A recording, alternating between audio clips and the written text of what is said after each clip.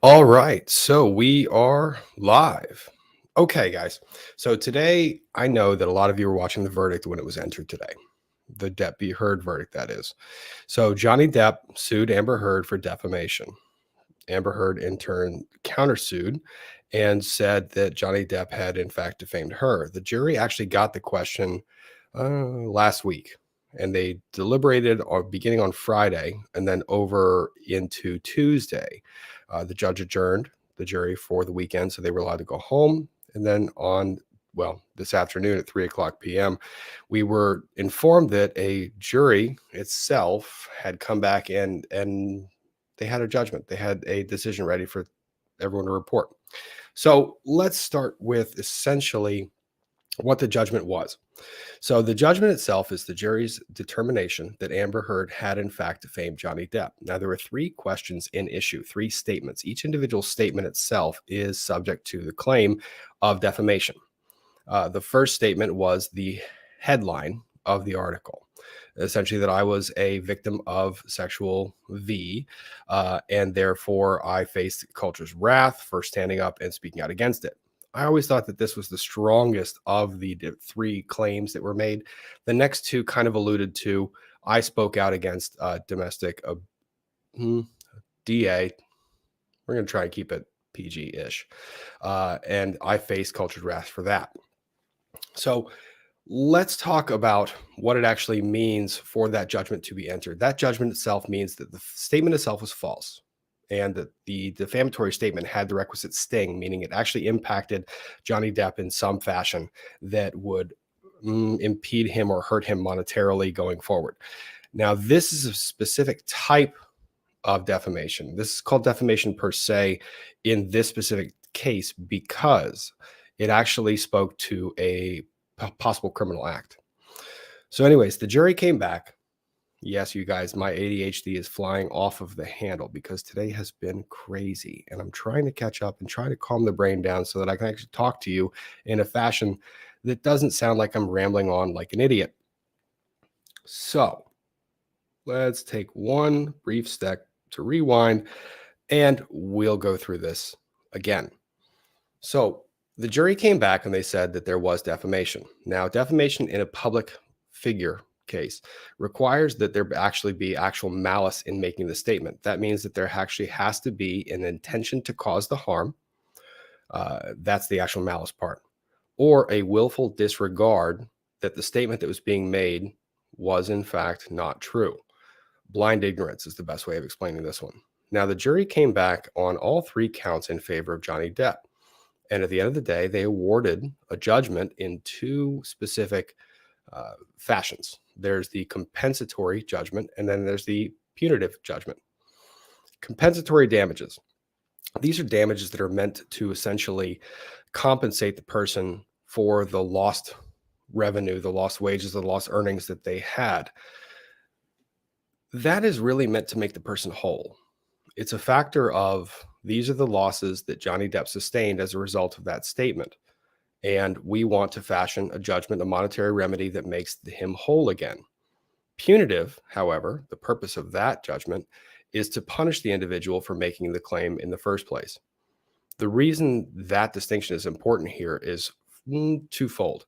One is that they serve different purposes.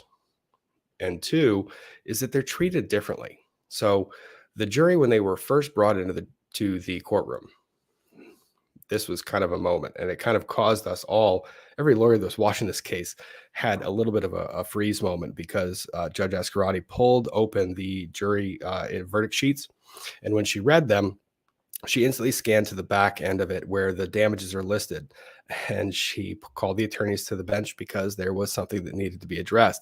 The thing that needed to be addressed was apparently that there was something either missing from the line of compensatory damages or that was just not filled out at all.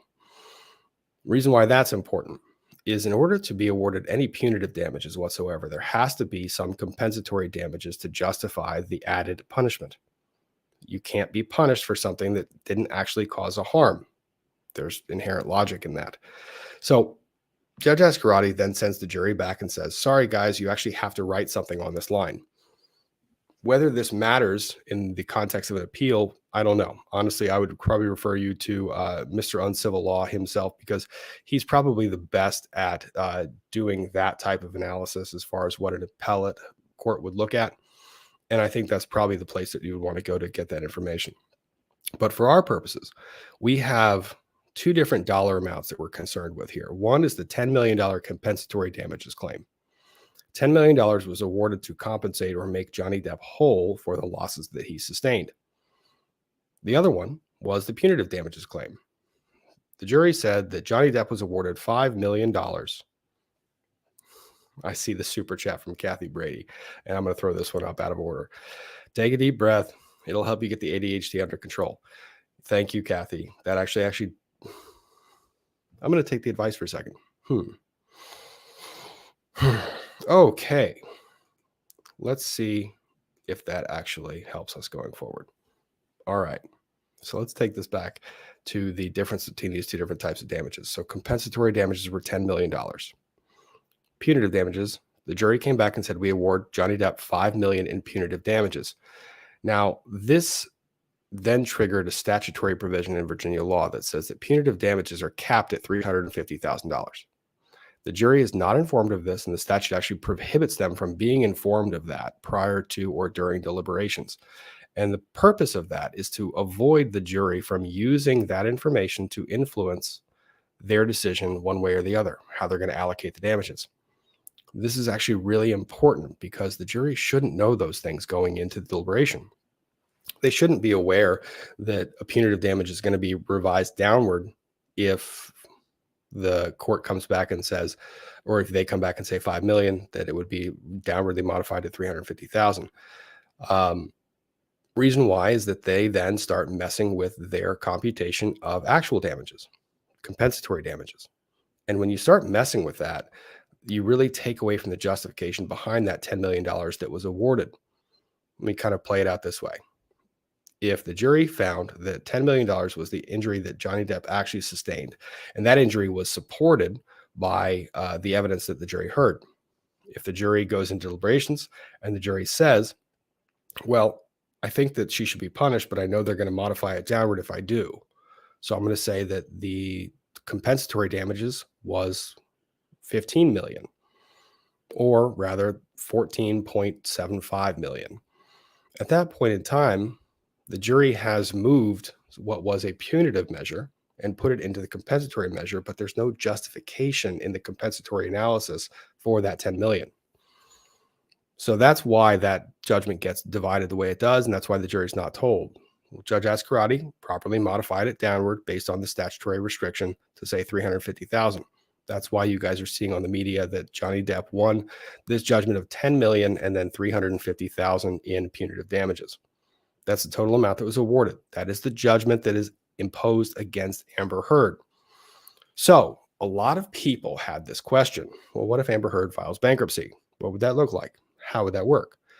And the answer that a lot of people got to with a pretty quick analysis was saying it's not dischargeable. While the answer is correct, there's actually some important reasons as to why. So let's start with kind of an understanding of what bankruptcy would be available. Well, what bankruptcy filings would be available to Ms. Heard if she were to choose that that was the route that she was going to go. So first of all, 3 different chapters of bankruptcy are commonly associated with consumers. You have Chapter 7, Chapter 13, and Chapter 11. Now, I put them in that order, even though they're not 7, 11, 13, 7, 13, and 11, because 13 is usually reserved for individuals, non-corporations. Corporations are usually the ones that file Chapter 11, and that's because of certain restrictions as to who can file under what chapter. So Chapter 7 is what people commonly associate when they think of bankruptcy filing. It's a declaration to the known world that you don't have assets or income sufficient to cover your debts and you want to receive a discharge. The relief that's granted by the court is granted rather immediately, and the person gets a fresh start. Because the relief is so immediate and because the relief itself is so broad in its reach, Chapter 7 is means tested. You have to make below the median income for the state where you live based on the household size. And that actually sets an eligibility bar that I don't think Amber Heard can clear, because even though she's been run through the mud on this one and she's been sufficiently discredited, I still think there's enough income for her to make enough on an annual basis above what the average person in the state where she lives would make. So I don't think that Chapter 7 is on the table for her. Chapter 13. Chapter 13 is the second chapter of bankruptcy that we kind of commonly associate with consumers. A Chapter 13, if you were to think about what Chapter 11 is, for those of you who ever watch the news, you see a company reorganizing under Chapter 11. That is a corporate restructuring under the protection of bankruptcy. They get to renegotiate certain claims. They get to allocate the payment of those claims out over a certain period of time, and the creditors sign off on it. It's a reorganization plan for a large-scale operation. Lots of debts, lots of income. They all have to sign on to a plan. Chapter 13 is essentially a baby version of that. The consumer puts together a Chapter 13 plan that allows them to pay off their debts over a 3 or 5 year period, depending on their eligibility. Now, Amber Heard doesn't fall into this category because Chapter 13 is subject to some pretty strict requirements as far as eligibility, specifically in the context of debts. So a Chapter 13 debtor, they have to have an income because they have to be able to submit to a payment plan. They have to pay off some of these debts. So you cannot be unemployed and file for Chapter 13. Chapter 13 debtor also has to be below a certain threshold of debt obligations. They have to have below, I believe it's $1 million or $1.2 million. I think it's $1 million in secured liabilities, and then below $375,000 or $400,000 in unsecured liabilities. That's what makes them eligible to file under Chapter 13. They then restructure those debts, and they pay off a certain percentage over the life of the plan. And at the end of that 5-year plan, they get a discharge of any remaining dischargeable debts. Chapter 11 is a little bit different. It's a plan that everyone has to sign off on. Well, the rules are complex here. Let's stick with the corporation argument here. Under Chapter 11, certain debts can be repaid with the agreement of everybody involved that pay less than the full dollar amount that was originally owed. They restructure them over a period of time, and assuming you have the sign-off of the requisite number of creditors, the plan gets approved, and they get to reorganize. Now, I've referenced the word discharge a number of different times here, and discharge comes up in this case because everyone is wondering, well, is Amber Heard going to be able to get out from under this judgment? Is this judgment going to stick to her? Is Johnny Depp going to be able to, for lack of a better term, go in and take her stuff? All right. Discharge itself is analyzed under a hierarchy of claims. Actually, the best way of explaining this is, let me do this. Let me put this up. There we go. All right. So when a bankruptcy case is filed, everything the debtor owns at that point in time when they file bankruptcy becomes part of the bankruptcy estate. This body of rights that the debtor has. The debtor could have a right to sue somebody. That's part of the bankruptcy estate. The estate now owns that right. The estate can now go and collect money and bring it into the estate to be distributed to the various creditors. If the debtor has money in a bank account, the money in that bank account is part of that bankruptcy estate. Then the court goes through an analysis of, what is the bankruptcy estate that can be divided, and then what are certain exempt assets within that estate. Every single state has certain exemption schemes here. And you can opt into a federal scheme, or you can opt out and create your own scheme. Most states opt out and create their own scheme because the state legislatures feel like it's more important for the state themselves to dictate what it is that their own constituents view as inalienable to the person. When I say that, what I mean is that even though you might have 9 million creditors and you might owe millions of dollars, there's a certain amount of dignity that's built into the code, to the statutes, and to the law that recognizes that there are certain things that just shouldn't be taken from you. You have to have something left to your name. And every state is a little bit different. Let me give you kind of a weird example here. Vehicles. Every state might have a certain amount of exemption that you can apply towards a vehicle. If I drive a car to get to work, the state recognizes I need a vehicle. So the state exempts a certain value of that vehicle. For example, in Virginia, you can exempt up to $6,000 of equity in your car. So if you have a car that you need to get to work, you can say that that is protected, period, end of story. So that also applies to different things: the clothes the person wears on their back, the money they have in the bank account up to a certain dollar figure that we're not viewing as excessive. Uh, in Virginia, we actually still have on the books that the family Bible is exempt, no matter what the value of that Bible is. Um, it's a stupid bankruptcy joke, but I tell it to a lot of clients. I always wondered if someone had a Gutenberg Bible, if the exemption would apply to that value, because I think last I have read, the Gutenberg Bibles are incalculable as far as their value. But in Virginia, if it's the family Bible, maybe it's fully exempt. Who knows? So after we go through that and we decide what is part of the estate and what's not part of the estate, then we go into the actual bankruptcy process where a trustee is appointed to marshal out the debts. The trustee represents the interests of unsecured creditors. That is the face to all the different claimants, and they advocate on behalf of those claimants in the estate. An individual creditor can go and hire their own attorney if they want to, for added protection to their own interests, but they don't have to. So the bankruptcy proceeding then goes and says, there are assets here. How are we going to divide them? All right. So now we have an idea that the estate itself is formed and we have the parties in place. We have the trustee that represents the estate. We have the debtor, who is the person who has filed bankruptcy. And we have the creditors, who are the persons who are trying to find out if they're going to get any money out of this person. The creditors now bring us to the question of the claims that are involved in the case. Every claim is categorized and they're given different classifications, and those classifications result in different treatment in bankruptcy. Some claims, for example, if I'm an employer and I pay wages, but I failed to withhold the wages that should have been paid for Social Security taxes, those are given a really high priority, which means that those claimants get money right off the top. Boom, go for it. Taxes, same thing. If there's a certain level of taxes, the U.S. government, who provides the bankruptcy code and provides that relief in general, U.S. government writes it, therefore they're going to put themselves at the top of the list as far as taking the money back out.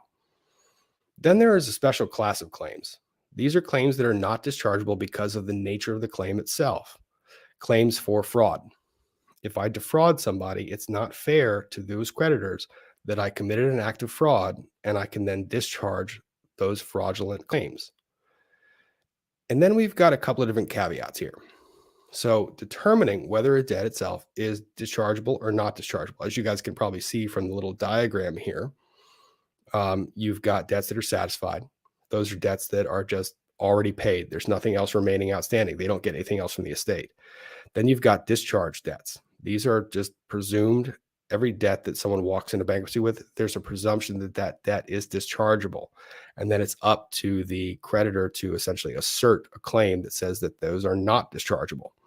And then once that creditor asserts the claim, the court has an adjudicative process to determine whether, in fact, it actually falls in that category. And this brings us to Amber Heard. A defamation action is a tort action.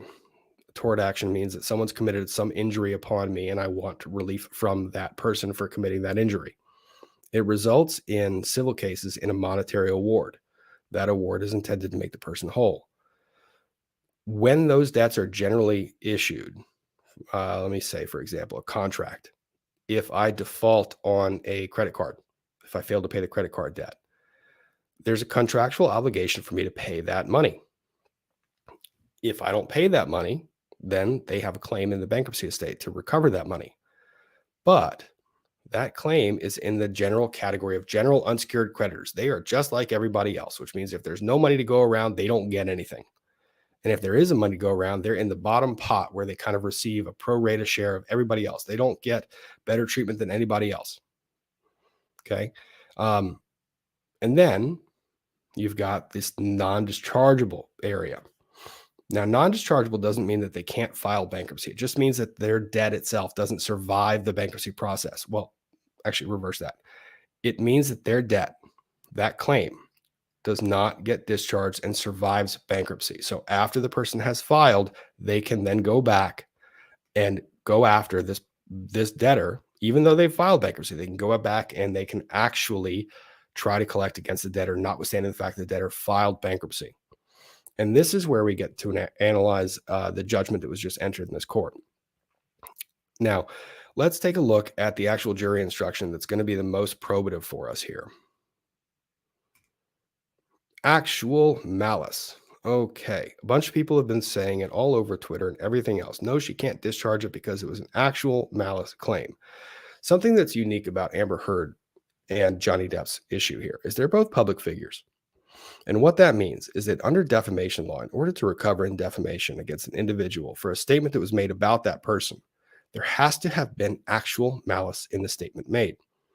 Actual malice is a weird amalgamous term. I mean, it's something that's very difficult to define, but you boil it down, and what it means is that you either knew the statement was false or that you acted recklessly with regard to whether the statement was true or not.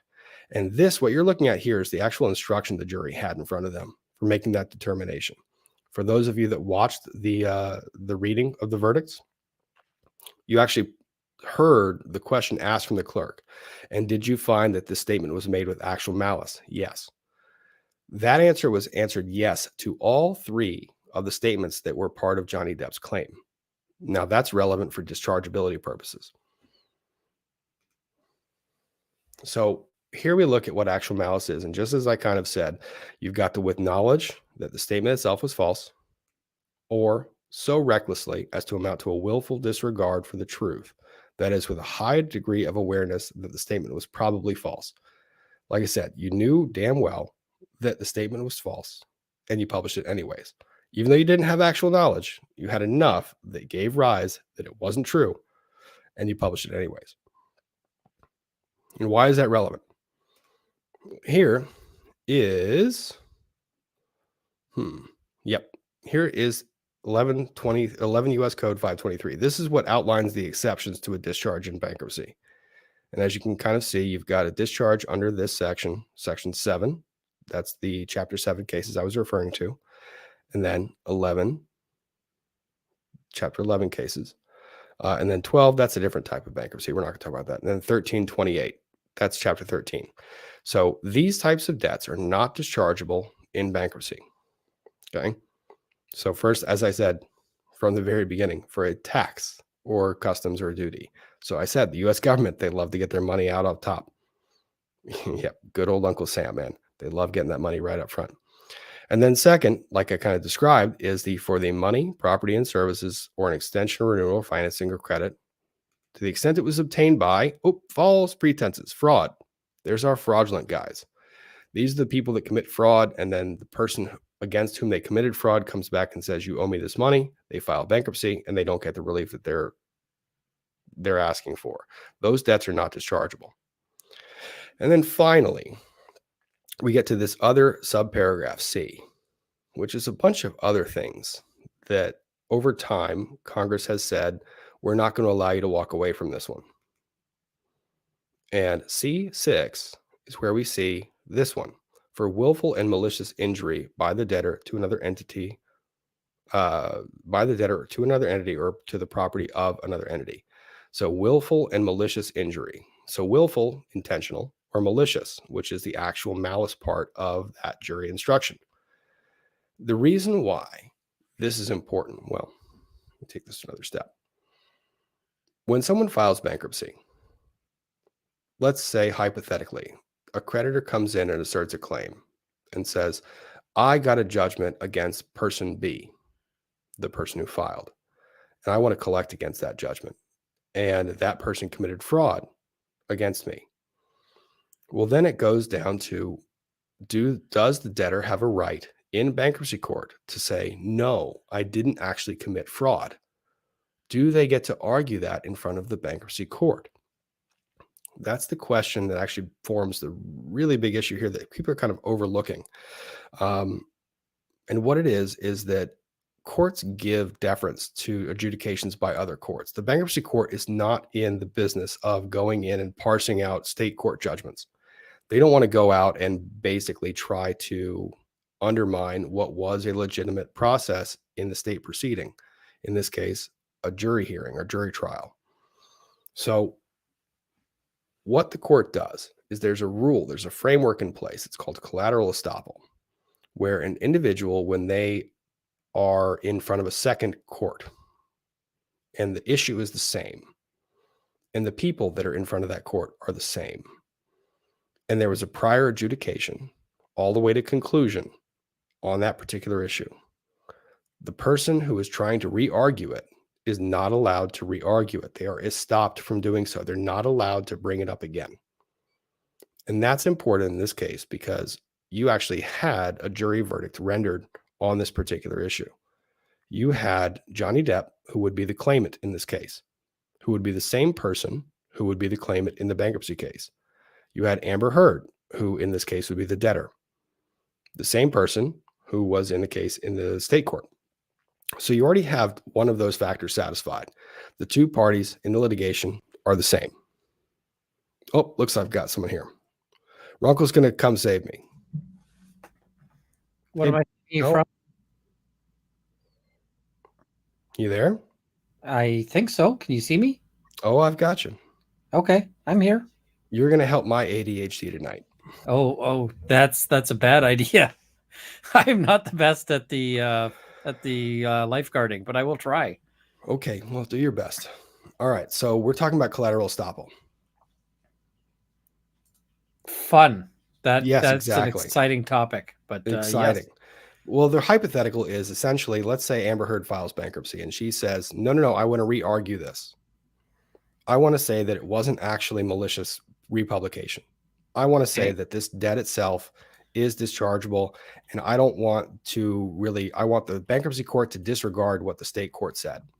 And the bankruptcy court is going to say, go F yourself. That is exactly what the bankruptcy court's going to say. Yeah, because they don't want to put up with, I mean, all of that time and money's already been spent. Yep. And so they are not going to want to say, hey, you know what? All that big time and money that we spent on this, why don't we just throw that into a fire and start over? That's not how they roll. Exactly. And I was also just explaining. Go ahead. Also, they're going to say you had your chance and you spent literally millions of dollars on it. So, time to move on. Yep. And it's the had your chance part that I was kind of explaining, is this issue doesn't get to get relitigated because both of you guys, Johnny Depp and Amber Heard, Johnny Depp the claimant and Amber Heard the debtor, were already in a court proceeding. You already had the opportunity to litigate it. The issue that you're litigating, that this statement was made maliciously, was already litigated. That decision was already made. You had the chance to put on that evidence. And not only that, but when you litigated it, you had the trier of fact reach that conclusion. They actually said, yes, I heard all of your evidence, and yes, you acted maliciously. Right? Yep. Then that's what we've got. So you don't get the second bite of the apple. And I think I saw someone in the chat say, at least one or two people said that in the chat. So kudos to you guys in the chat for actually getting that one right. Yeah, you don't get the second bite of the apple. In this particular case, the whole actual malice part, honestly, the analysis would have been a lot more complicated. Let's say, for example, they found not for all three statements, that they found for one of those statements. And then the second statement, they found everything except the actual malice claim. And then for the third statement, they found everything except the actual malice claim, but they said 10 million. Well, at that point in time, Amber Heard is going, well, they awarded 10 million, but look, they viewed these other things and they said no actual malice here. So maybe part of that 10 million, they're going to argue isn't barred or should be subject to discharge. And what's interesting here is that in this case, I didn't predict it this way. I thought it was going to be, the first statement was going to be defamation, second statement, and the third statement seemed to be kind of vague, but the jury just did not like what Amber Heard had to say. No, not at all. Yeah. So they just weren't going to take it up. So now someone in the chat is asking, what if bankruptcy isn't filed in Virginia? Bankruptcy itself is federal law. So the bankruptcy code applies equally across all states. You file in a federal court. It is a federal bankruptcy court. So it's not technically subject to state laws. Now they subject themselves to certain state procedural rules. Oh, we have Sean. Hi, guys. Hey, Sean. Exciting day, young man. Just a little bit. Just a bit? Yeah, just a little bit. Everywhere and all over the place? Well, hey, I know the big news, Pacer, now the searches don't cost you anything. Wait, what? Yeah, they're changing some of the rules on Pacer. So That's a big deal. Okay, that saves everybody a lot of money, and the public too. Public free. yeah, but I think for the documents, it's still that's where they're going to get you. So Okay, all right. one step For, closer though. yeah, for those of you in the chat who don't know, Pacer is the system that the federal government puts. That's where they put all their pleadings. That's where they put all the filings. And when you would search for it, it would hit you for a search, minimum 50 cents per search. And then if the search yielded like a 20-page result, you had to pay for all those pages. It would be like $3, $4. Oh, I know, it's bad. And then you go and download a document, and they hit you for the document cost as you download it every single time. Yep. So you go to a different computer because you don't have it on that computer, and you have it on your other computer at the office, and boom, all of a sudden you're in trouble. Yeah. Yeah, it's pretty sketchy, but it's starting to relax. Yeah. So yeah, there's the Amber thing too, I guess. That's important as well. yeah, I think the Amber thing was in there, but the Pacer news, I think, should be probably top of the headlines tomorrow. At least for lawyers. Yeah. I don't think the general public will realize how important that is. I don't think so either. And I hope they eventually do. They should be free and accessible. Yeah, it always should have been. And honestly, you can't say they make that much money. You can't say they don't make enough to fund it as it is, just with document downloads. So kind of BS. But anyways, Amber Heard doesn't get to relitigate the case in bankruptcy filings. So she doesn't get to actually go back in front of the bankruptcy court and say the state court got it wrong. So at the end of the day, when you're talking about it, and here's a small case that kind of walks through it. See if I can zoom in on this stupid thing.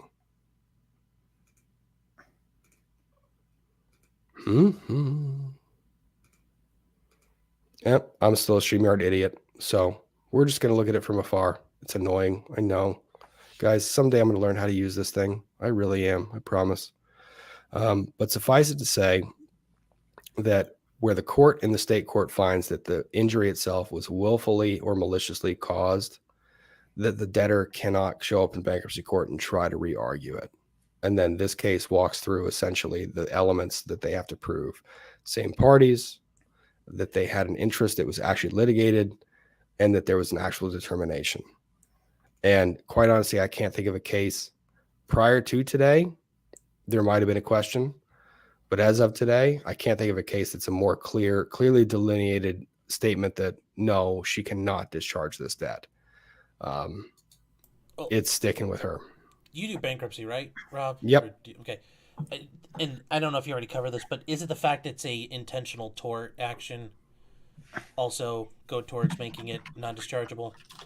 Yeah, that's the willful and malicious conduct. Yeah, sorry. So, I'm sorry. Yep. No, it's actually a very interesting distinction, because even and the case that I was pulling up there is a case where there was a default judgment entered, which created a really interesting question for the court, because there was in the instance of a default. So for the chat, those of you who are following along, I don't know how many of you guys are there, but those of you who are following along, if I file a lawsuit against someone for, say, for example, committing a battery against me, if they just don't show up to court, I then ask the court to enter a judgment because they failed to appear, a default judgment.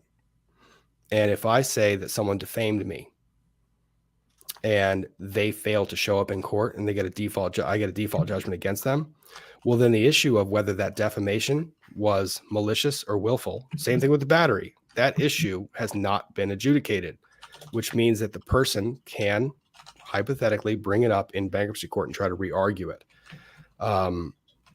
Same thing goes for here. Even if Johnny Depp, even if those statements themselves, if and I was kind of explaining this earlier, let's say the 2 out of the 3 were intentional but not malicious, then there might be an argument that part of it is dischargeable. But we don't really know. In this case, though, the jury did the job for us. Honestly, the jury came out and said this was with actual malice, and they looked at that standard, and the standard matches right up next to what the bankruptcy code says. So I don't see her getting out from under this. Nice. Yeah. What's strange about this one, and maybe I'll ask this to the chat and to you guys, is honestly the bankruptcy stuff. It's hard just to explain it without the context of questions. If you guys have any questions about bankruptcy law or about how it would look, where it would be filed or what it would be done, or how the estate would be garnished, go ahead and drop them. I'm happy to answer those because honestly, these hypotheticals, if I try to explore everything that could happen in an Amber Heard bankruptcy, this would be a stream that would go for another 3 days. But based on Amber Heard, she lives in California or New York? Do we know?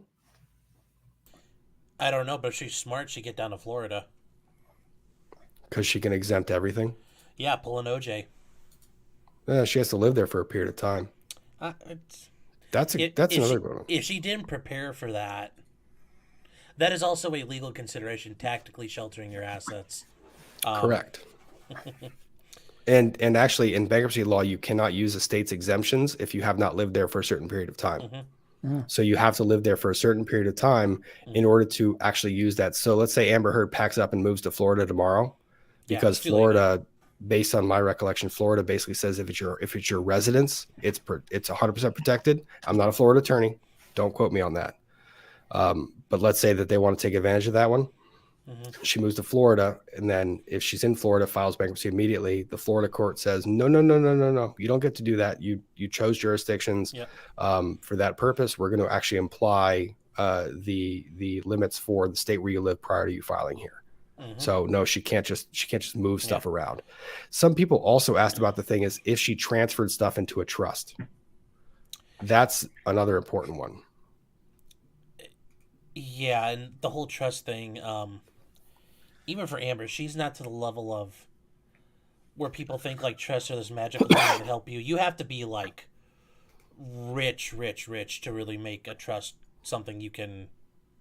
Like, that won't help her at this point either. It's too late for that. That was something to do before the litigation. Yeah. You know what's funny is even if she did it before the litigation. Mm-hmm. Yeah. So in bankruptcy law, they can actually go back and claw back. They can bring stuff back into the estate, any transfer that was made. And transfer doesn't have to be I physically give something. So let's say I physically give my car to Sean. I don't actually have to do that.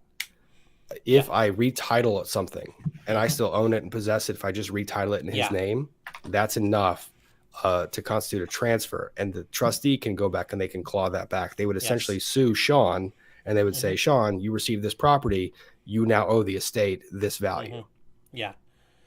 Yeah, and that's what I was going to say. Like, when it comes to a trust, if you're getting paid out of your trust, it's just as though it's your own bank account. They really don't consider it differently. Yeah.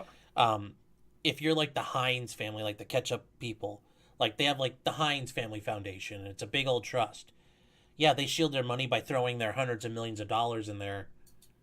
And then they say like, oh, by the way, if anybody with our last name wants a job, you got to pay them, whatever. Like, that's how they protect money. For people like, probably most of the people here watching this and us, none of that stuff is going to work, and you're not going to be able to protect yourself from things happening.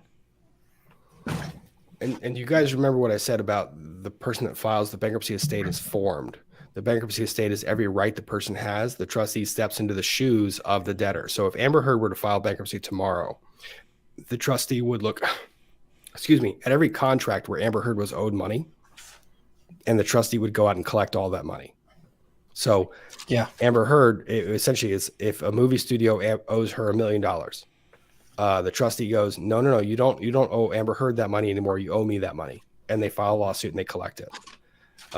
So you can't just hide behind the statement of, oh, I haven't gotten it yet. Because if you're owed it, it now becomes part of the estate. They get that money. So other interesting caveat is there is such a thing as what's called an involuntary bankruptcy. People can choose to file bankruptcy voluntarily, but let's say you get enough creditors where enough money is owed, you can actually force someone into bankruptcy. You can actually require them to file to reorganize their debts because you're afraid that they're just going to sit and on those assets and use those assets and never have to pay anything. So if there were enough creditors, they could actually bring Amber Heard into an involuntary bankruptcy and start liquidating all of her stuff. I think, as Kurt always says, every time they're like, what are you going to do? And Kurt's always like, I'm going to take her stuff. That's that process. Involuntary bankruptcy. Yeah, and I In some jurisdictions, you don't have to force them into bankruptcy to start taking their stuff. Yep. Mhm. I know one law firm had a very entertaining moment where another law firm owed them a ton of money. And they basically, the first law firm said, we're not paying you, which is a real bad idea as a law firm. But the court was super unimpressed by this, especially because they basically put it in a letter to say, basically, there's nothing you can do to claim this. We're not paying you. And so they got an order that they went in and started like boxing up their furniture. They said, you can't take any computer system because there may be privileged information. You can't take any document because it may have privileged information. But they were wheeling out all the chairs. They were moving the computers off the desks and taking those. And so they were just leaving behind these computers set up on the floor. And, they got paid shortly thereafter with a, please, can we have our furniture back? Yes. Oh, yeah. And I actually have to jump downstairs. The door is knocking. But question as I go into that door, It's what would you Barlow, guys? she's coming to break your knees. She probably is. I hope not. God, I hope not. Please, that's a terrible wish to have upon I think anybody. she's like Attorney Tom sized, though, so you're probably okay. Okay, good. But while I go and answer the door, how would you guys start collecting against Amber Heard? Well, I think the biggest thing is I don't know what kind of assets she has other than her house, but isn't she married now? Because if she's married, did she buy it with her husband? I mean, it all depends on what she has, but I can't imagine she's probably not cash rich right now. She can't seize any bank accounts and get judgments against those. I don't do a whole lot of collection stuff. I haven't Yeah. done any in ages. Oh, so she's not married. Oh, First, hunt any bank account she's got, lock that Yeah. down. Any Hollywood payment she's got, but also you're going to bring her in you can bring her in for depositions to make her testify under oath, as much as she cares about under oath. yeah, that's a waste of time, but yeah, I agree. But bring her in for that and start questioning her as to what assets she's got and where they're hidden. And I mean, then just publish those online and be real embarrassing about it. And basically say, we're going to keep doing this every month or every 3 months until we're paid up. Well, it also helps at this point now. She's pissed off so much of, the pro Johnny world that they would, if anybody ever finds out, like, hey, somebody's like, hey, just keep it on the down low, but Amber's hiding a car over here. And my uncle's like, storage units. Like, that's going to get leaked. Everything out there, the world is going to be looking to punish this woman. So, and I'm malicious enough that, if somebody had done this to me, I'd bring them in for a deposition. If I heard that they had a car hidden somewhere, I'd bring them in for a deposition. Say, hey, do you have any cars hidden somewhere? And then when she says no, I'd put a private eye watching that car. Oh, yeah, I bet Johnny's going to do that. I'd be like, okay, we could just send somebody in to go seize that car. But it's much funnier if we catch you going there to drive it after you've try to move it around. After you've testified under oath that this car doesn't exist. If you go and touch it when we've got our private eye watching it, at that point you've got a pretty good claim for a perjury or something else process. Yeah. And what's funny about that one is some people have asked, well, does she get to protect, like, for example, if she has a $2 million home, is it kind of scaled? Like, if my home is worth $100,000, can she protect her $200 million up to the same percentage? No, it's not like that. The code doesn't allow you to live lavishly. You have to live like the average person. That's what the code is designed for. So yeah, you can take a lot of it. Yeah, they won't make it every night, but she's not going to be eating filet mignon every time she wants. Yep. Yeah, and what's really funny is that sometimes those statutes don't get updated for inflation. So sometimes you see places that have, like, you can protect up to $50,000 worth of your home, which once upon a time was a pretty decent house, right? Now it's like, okay, I don't know what kind of house you can get for $50,000, but it probably, especially in California, has a lid on the top that lifts like that. I like that we've now like qualified houses as 50 grand because we're too afraid to actually say what they're worth. Yes. Yeah. So apparently, yeah, she has a home worth 570,000. By movie star standards, that's pretty modest. Yes. I mean, so Also, somebody asked. Yes, Elon could pay it for her. There is no if tomorrow Jeff Bezos was like, you know what, I feel bad for her. I'll write her a check. Anybody could pay for it. It does. The money, Johnny can't really refuse that money if it comes into him.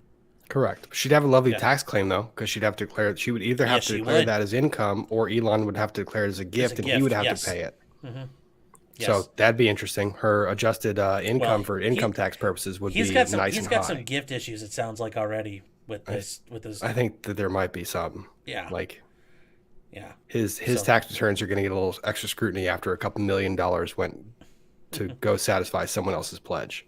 Yes. Yeah. And then to people in the chat, I see a lot of people kind of saying this, and they're saying it kind of wrong. They're saying she can't file bankruptcy because this is. No, that's not how that works. She can file bankruptcy. She can, if she is eligible under the code to file. And those eligibility standards are pretty straightforward. She can file, but she cannot get a discharge, which means that she can file. It just does not give her the relief that we think would be given to someone who files bankruptcy. Yeah, she can probably get her bill to Coach or Hermes discharged. All that other stuff, she can say, look, I can't pay it. Okay, cool. You still owe this other part, though. And to be honest, there are reasons why she might file, because when you file, there's what's called the automatic stay, which prevents any collection efforts. What that also does is it prevents interest from accruing on those collection efforts. So if she wants to say, for example, freeze this $10 million claim in time and pay it off in a Chapter 11 plan over a certain period, then she can do that. She can file bankruptcy and say, I can't pay it right now. Don't take my stuff. Here's my income. I'm going to pay it off over a 10-year period. That is fine. That's what bankruptcy law is there for. Now, the plan has to be feasible, which means that she has to demonstrate the income that she can pay it, or otherwise it doesn't get confirmed. So that's something that she can do. So bankruptcy is there. It's just not the best avenue that she would take. Honestly, now that I think about it, I wouldn't be surprised to see an Amber Heard Chapter 11. I would do it if I were her, just to try and get all the creditors lumped into one plan, set a repayment schedule, and then bind them to that. It's not a bad strategy. And honestly, for Johnny Depp's purposes, it's probably easier than going out to all the different states where she has property and trying to collect. Sure. And also, I mentioned this to Natalie on her stream. This idea of Amber getting prosecuted for anything, that's not going to happen. And there's a million reasons why. But think about this. She just got embarrassed in front of the world. That jury said she completely lied. They believe no word except for, what's your name? My name is Amber Heard. And that's about where they stopped listening. She just got nuked in her case. I mean, yeah, it wasn't $50 million, but that's a lot. And that jury, they hit her hard. And then if she has to, she's going to be made fun of forever now. And then if she has to go through bankruptcy, that's just like one more. That's like another cherry on top for. I mean, in the reality of it, I mean, like it's she's not going to say that's just like ha ha ha. I'm going through bankruptcy. I mean, maybe she lies to herself, but at the end of the day, that's not going to that's embarrassing. Yeah, not to mention that when you're in Chapter 11, you actually have to file monthly reports. You have to file monthly reports of all of your income and all of your expenses. So that's then public to the entire world.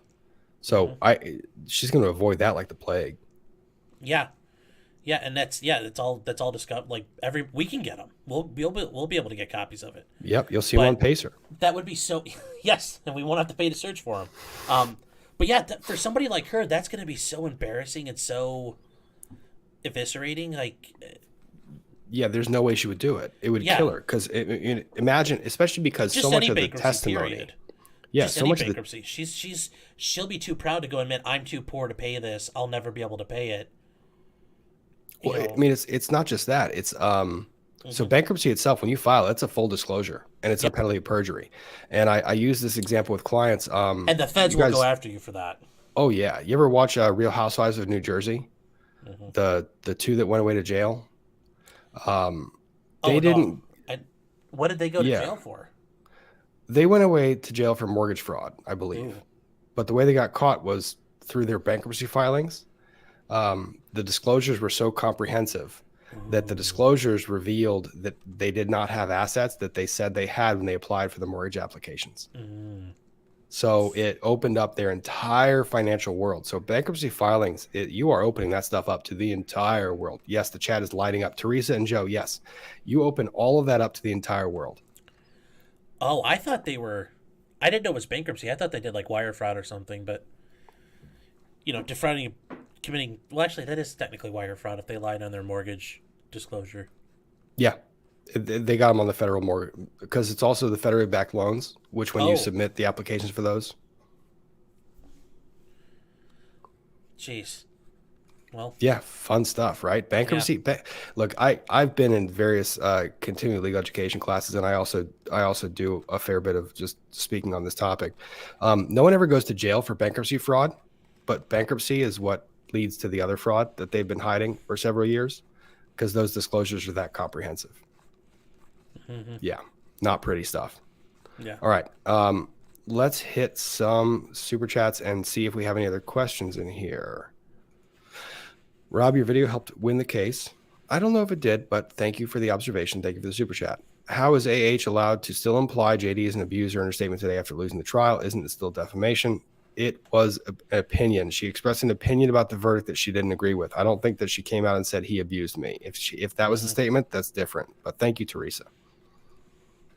Gina Monaco, thank you for the super sticker. Secret McSquirrel, nothing to say. Just want to throw money at you. Thank you, Mr. McSquirrel. Matthias Santos, yo, Rob, just thanked Alita, where I learned about you, and Ian, a few more for the coverage. Thank you so much. By BTW. By the way, it was really satisfying seeing you actually coming to YouTube. Kind of shy at the beginning. I'm still shy, buddy. Now this online persona, which I still like a lot. I'm still shy, buddy. Cheers from Brazil. Cheers to you, man.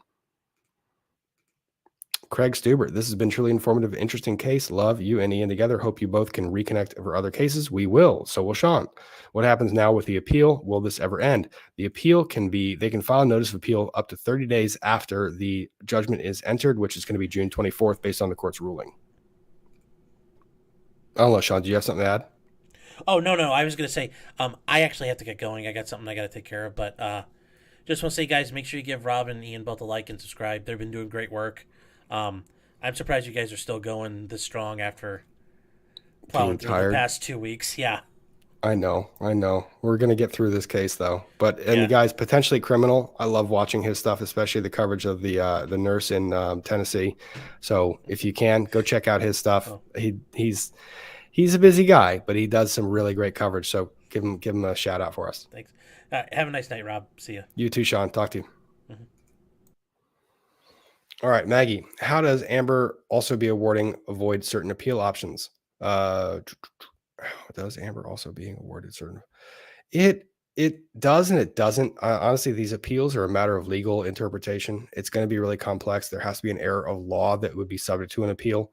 So we'll see what they allege as being that error, but we'll have to see when that comes out. Melomia, thank you for the super chat. Rob, would it be possible to wait a few minutes before you start your program? I was a few minutes late, so hopefully you got that in there.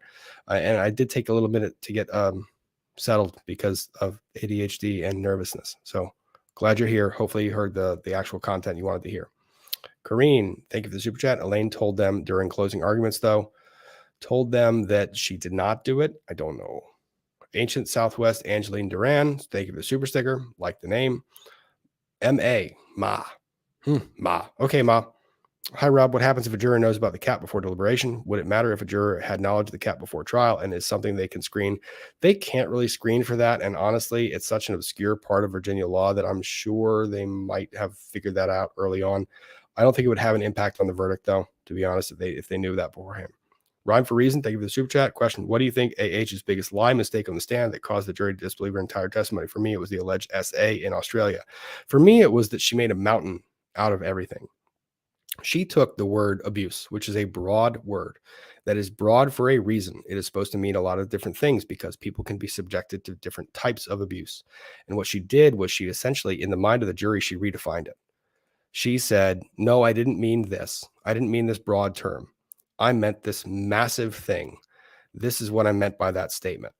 And honestly, that was a remarkable disservice to all the true victims of abuse, because what it does is it can dissuade them from actually going to report legitimate incidents of abuse. And I hate that. I really hate that.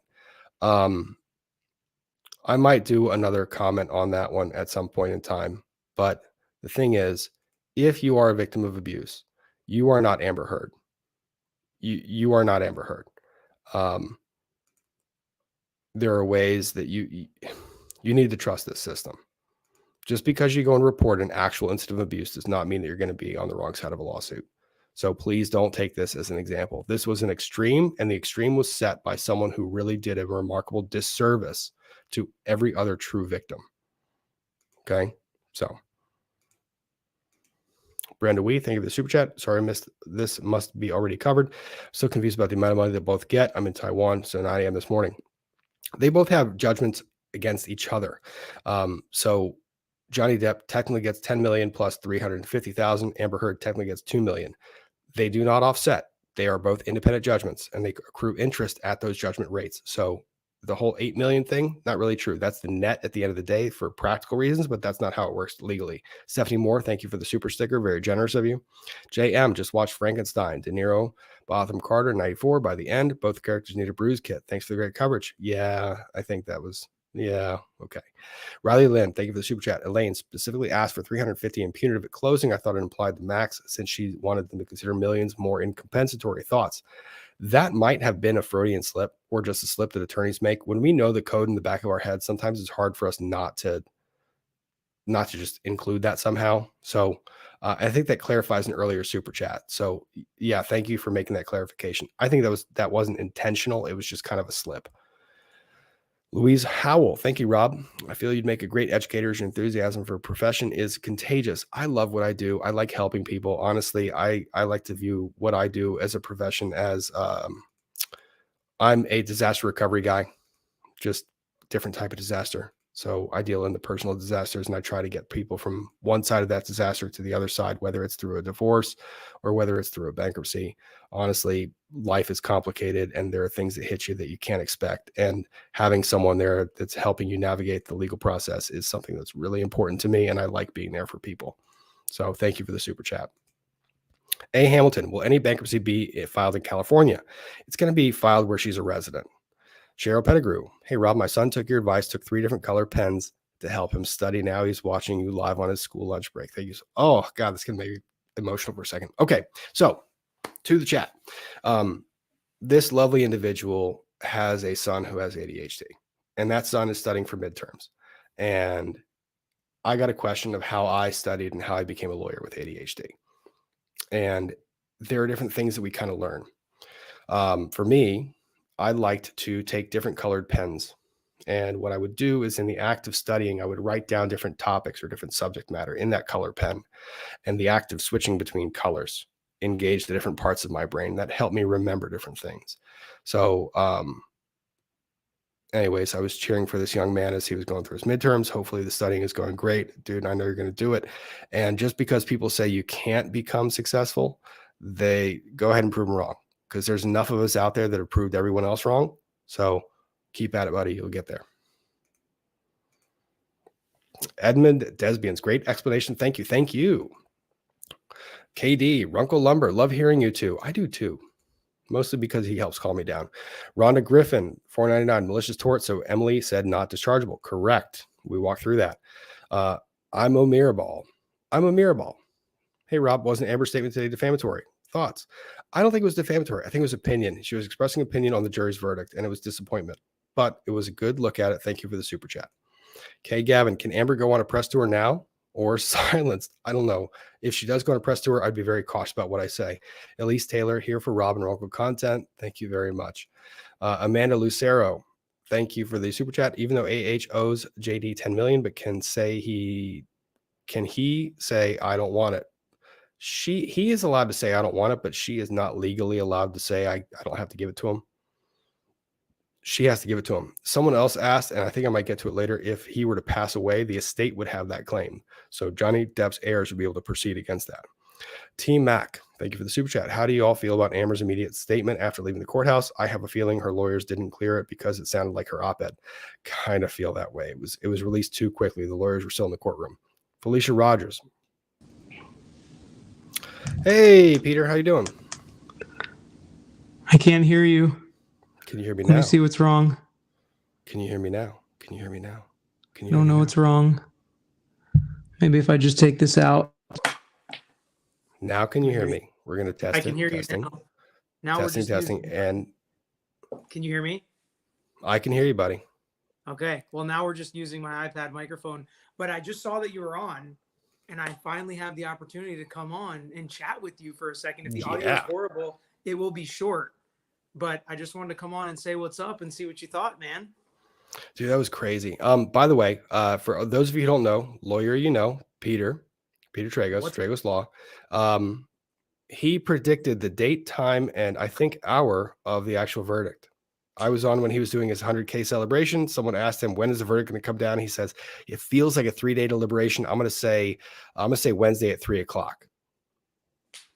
So how does it feel to be the savant that can predict all verdicts? I have to be honest.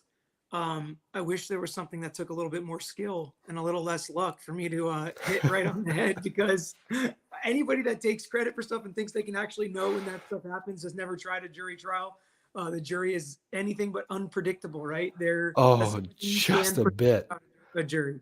I want to hear how you thought the jury handled it. So did you see all 3 of those statements being defamatory? I thought there was a chance.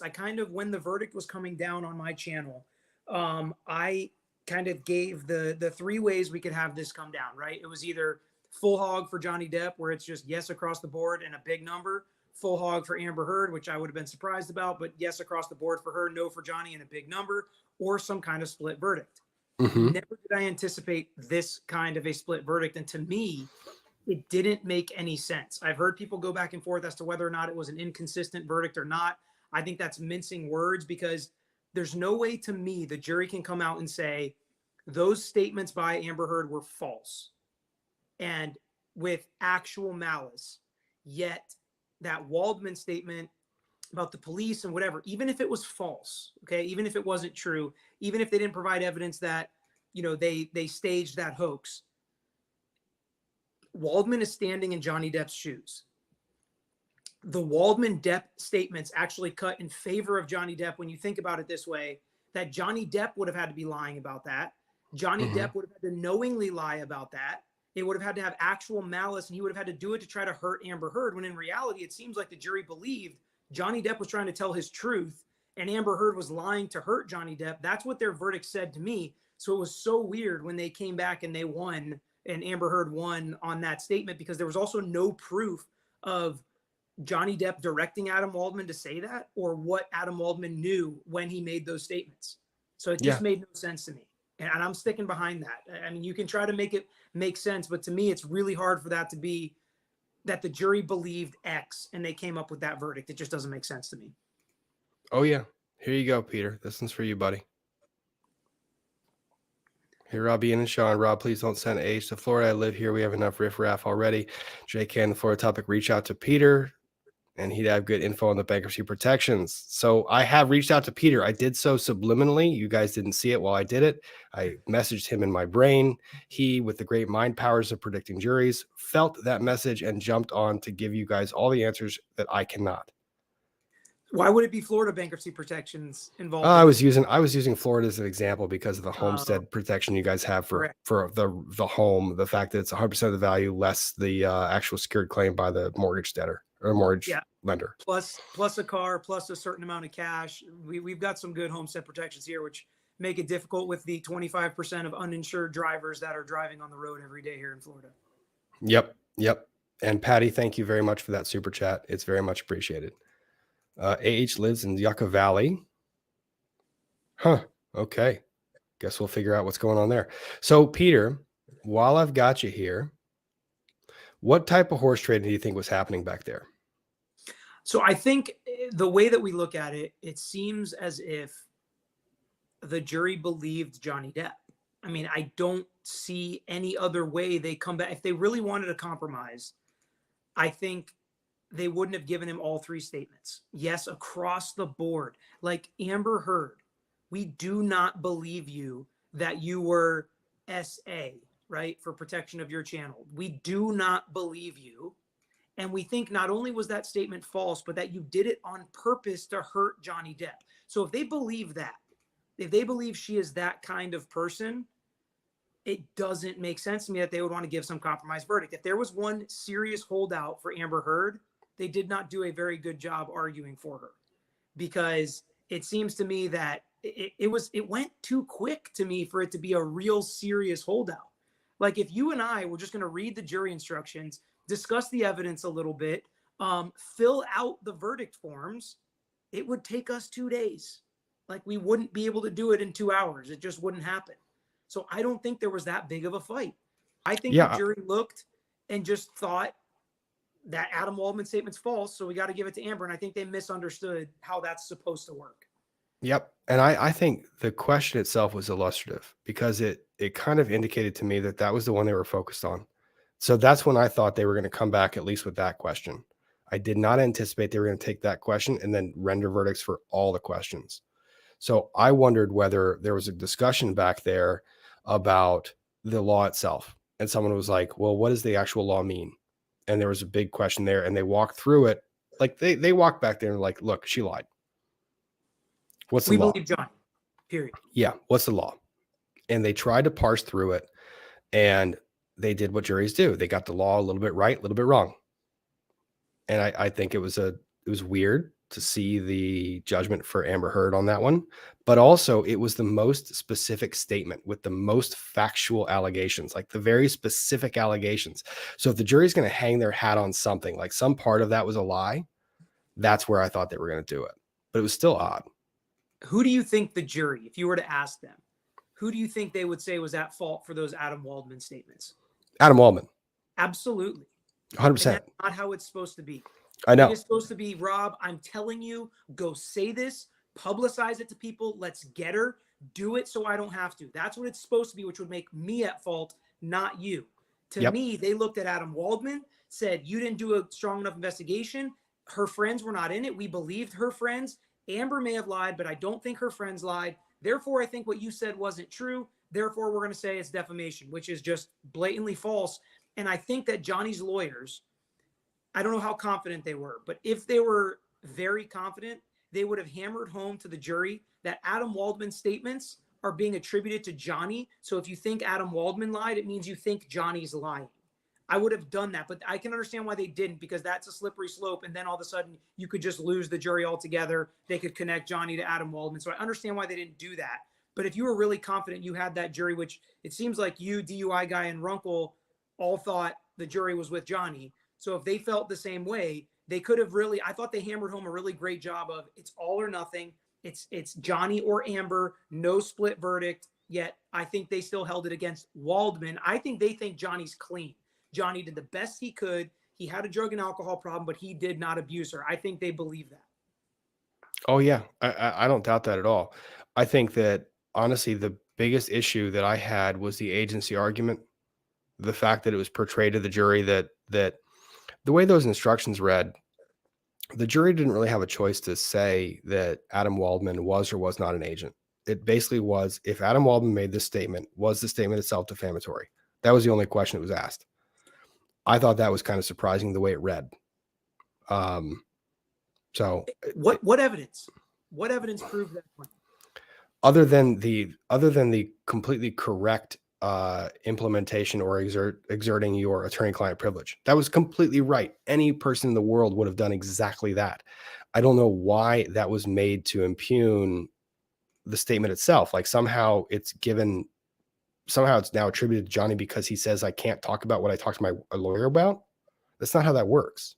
How about that for a precedent? Like, it's that's a terrible. Scary one. Yeah. It's terrible. And if that's not constitutionally protected to say basically Adam Waldman said the same thing the jury did, that Amber Heard's lying to hurt Johnny, but he just threw in the hoax. The only thing he added was it was a hoax. Now, as Ben Rottenborn correctly pointed out in his closing, defamation, the burden is on them to prove that it's false and they knew it was false. The burden is not on Johnny's team to prove what Adam Waldman said was true. And while I don't think there was any evidence that I should say, I don't think the jury bought the evidence that it was in fact a hoax. So I can understand if there wasn't enough evidence to prove that that was true. But did they prove that it was false and he knew it was false? Did they prove any of his knowledge as an agent of Johnny Depp? Different question. Yeah, it was pretty crazy. Peter, to this super chat, Peter, you are her favorite. So why don't you let everyone know what your channel is? I think this is your first time on here, so give everyone an introduction. It says Peter and you, so we are her favorites, Rob. Which is just even better, even better. I know. Yeah. I just don't have the hair.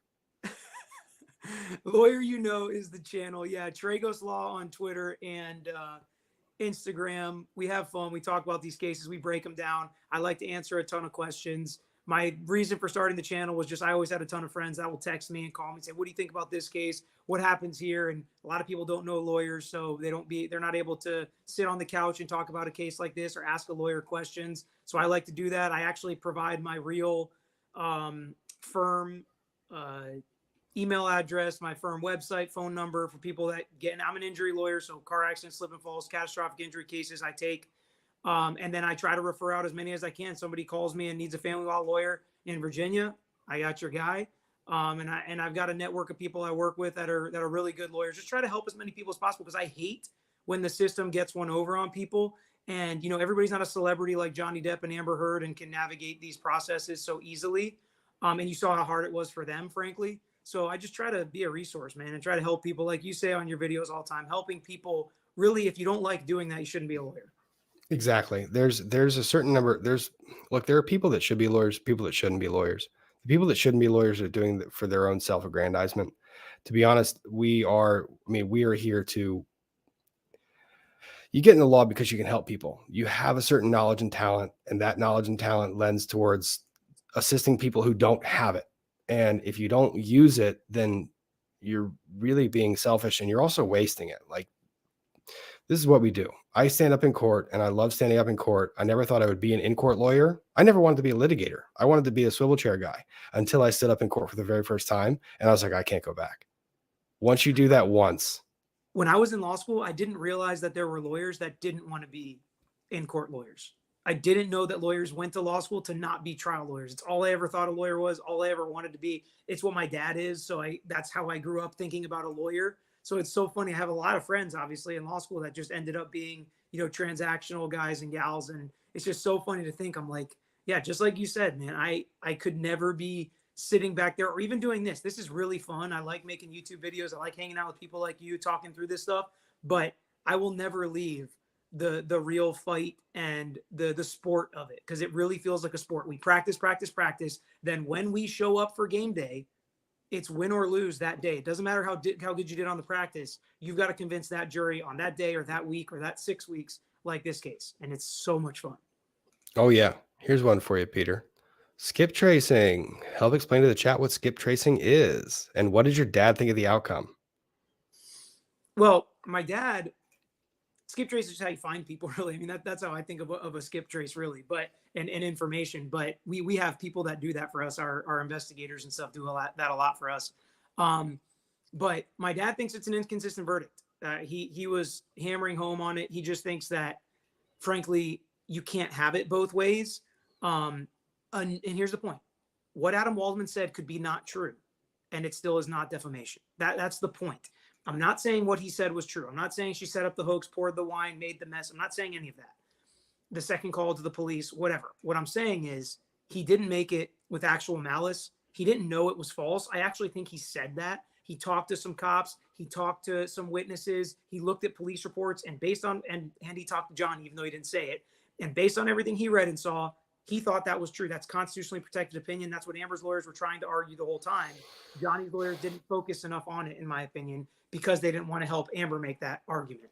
I also think that Waldman statement, the second one that they got him on, I think that one went a little bit out of the opinion context. It went a little fact specific. That's fair. Now, I don't think they were defamatory facts, but I think the jury kind of focused on these were factual assertions and they weren't proven true. And I think they lost the forest through the trees on that. So I thought it was That's kind of fair. interesting. That's a totally fair point. And I think it's even okay. I would understand the jury saying that what he said was false, right? Mhm. I think I would understand that was false. But attributing it to Johnny and putting actual malice behind it, I just didn't see any of that. I frankly thought the judge should have tossed it. I mean, I knew she wasn't going to. I did too. I thought she should have tossed it. And I think that's their number one appellate issue if they want to appeal, which I think they will. And a lot of people don't know. You appeal every case, basically, from a civil litigation standpoint, that you get a judgment against you, because if nothing else, it gives you a little bit of leverage to try to settle the case for less than the jury, even if you don't think you're going to win. It's like, listen, we'll get rid of this appeal if she only has to pay $1 million, and we'll waive your $2 million that you owe her, and we can just settle it that way. The appeal gives you a little additional leverage, just like that $2 million gives you a little additional leverage, because it's not just a cancel out. He only owes her $8 million. Yeah. And on this one, what are your odds of the actual matter being settled during the appeal? Depends on how much Amber wants to eat crow. Yeah, like I will settle for 9 million, not 10. Like that's I cannot see them giving this up. Like it was too significant. This was a lie. We actually got you on actual malice. That was the jury verdict. That was the jury finding. Overturning that finding of fact. Whew. I mean, legal errors apart. They can also just say the judgment was satisfied and let her enter the final judgment. So that's true. So the only settlement I would, if I was Johnny's lawyers, the only settlement I would say, hey, buddy, maybe consider this. If she gives you the $6.8 million back, you don't have to pay her the $2 million. So basically, you're eating what? You're getting $7 million. You're eating $1.5 million, but you're getting the money, and the case is over, and we enter the judgment. That's about the only thing I would propose to Amber's lawyer, saying it's a take it or leave it deal. Give him the money back from the divorce settlement since we know she has it. Because theoretically, insurance is paying for these lawyers, which I'm not really following how that's I'm not following that argument. I don't get that argument. I don't understand the argument. Insurance companies do anything they can not to pay stuff like this. Exactly. And then what you have defamation and punitive damages. Explain to me I know. what insurance. I know. It's really pretty crazy. And then the idea that the insurance company would look at the judgment saying you did this intentionally or with actual malice. What are you going to do with that? They deny claims for much less. Yep. I'm going to highlight this one. Laura Leanne. Yes, Peter looked amazing as Captain Jack. He had a costume made for him. He looked fantastic. It was something. It was something. It was man, fun. that was a fun celebration. It was. I'm a law student. Don't want to do trial. Leaning towards real estate closings. Looking for opportunities in South Florida. Love you guys. Tons of real estate deals in South Florida. I'm sure. I mean, Peter perked up. If you're looking for sending a resume, you might as well just pop into his channel and see what you can do. Florida is booming when it comes to real estate. Right? It's insanity right now. Oh, it's crazy. It's crazy. Will the June hearing be televised? No, that docket is a Friday motions docket that is set down for entry. All arguments are going to be limited to 30 minutes total. I can tell you that they're not going to argue over the language of the order. If they do, Judge Penny is going to kick them out of her courtroom. She's going to enter the judgment. But the argument that I want to watch is the August argument, which is on the attorney's fees issue. That's what I was going to ask you. Have you talked about that at all? Not yet. You can take it over if you have any info. Are they statutory fees there in defamation? There was the anti-slap defense that Amber Heard asserted, which is off the table because she lost her case. So she didn't win her case. So those fees are off. Malice and actual malice actually brings in the possibility of fee claims. Okay. The way I see it is I don't see the judge awarding fees for either person. Virginia doesn't like to award fees. Do you guys have a proposal for settlement system there? No, we do not. So we have a proposal for settlement system where we can say, you know, we're making this offer right now of $5 million or whatever it is. If you don't take it and we go to trial and we beat it by 25%, then we can get fees and costs on top of the verdict. So that's a tool we use in litigation when there's not statutory fees. Certain things like an FLSA claim, a Fair Labor Standards Act claim, statutory fees, that's federal. So certain cases have fees every time to the victor. Somebody in my chat told me in the UK, they have, you know, whoever wins, the other side has to pay fees. But if you don't, and it's a claim like this where you've got to go prove fees, judges are very, very apprehensive to give fees, especially And that was potentially the biggest deal about this $2 million verdict and winning on one count for Amber Heard. They both have a claim to fees theoretically. So Yeah. if I was the judge, I wouldn't award fees. Honestly, Yep. I wouldn't award fees. And I'm somebody who wants to award fees to the victor as a plaintiff's lawyer because we usually win. And I'm not saying because I'm so great, but you get to bring the case. You get to choose to prosecute the case as a plaintiff's lawyer. So you should win.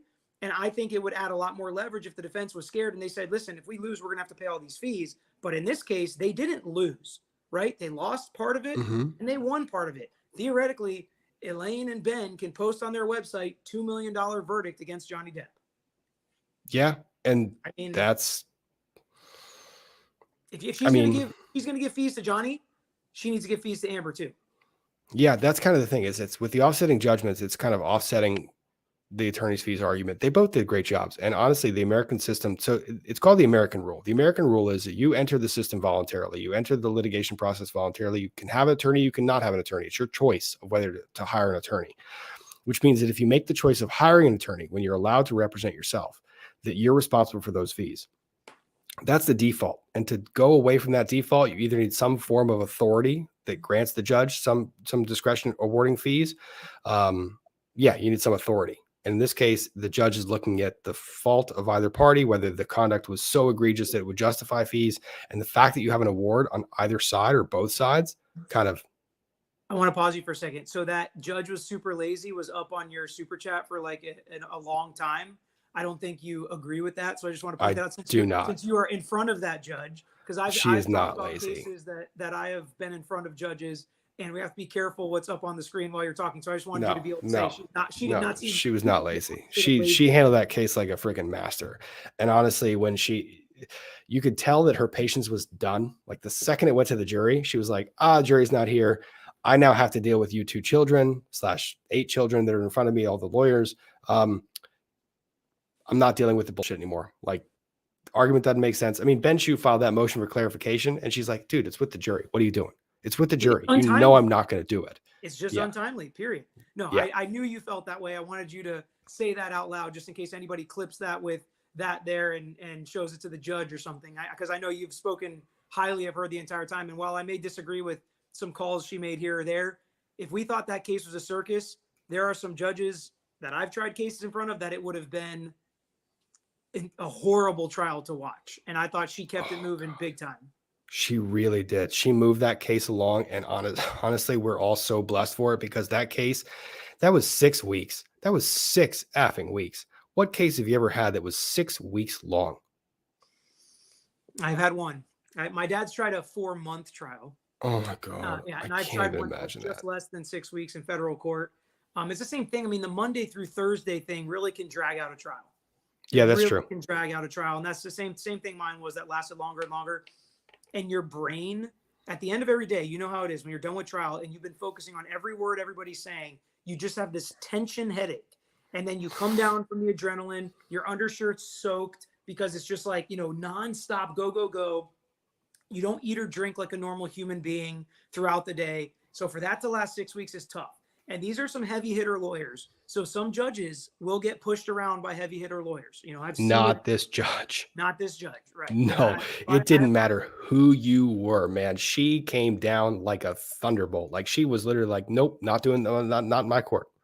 Here you go, Peter. I'm going to give you one on the insurance stuff. There you go. Mainstream media is still supporting or saying with trial given misogyny. You hit that. I need to do one thing for 2 seconds if you can handle this one. Sure. Yeah, absolutely. So what do you think about some mainstream media still supporting her and saying it was a trial driven by misogyny? So I think it's really interesting, because when we look at misogyny as a whole and just as a philosophy, who is the biggest superstar to come out of this trial? Maybe second to Johnny Depp. To me, it was Camille Vasquez.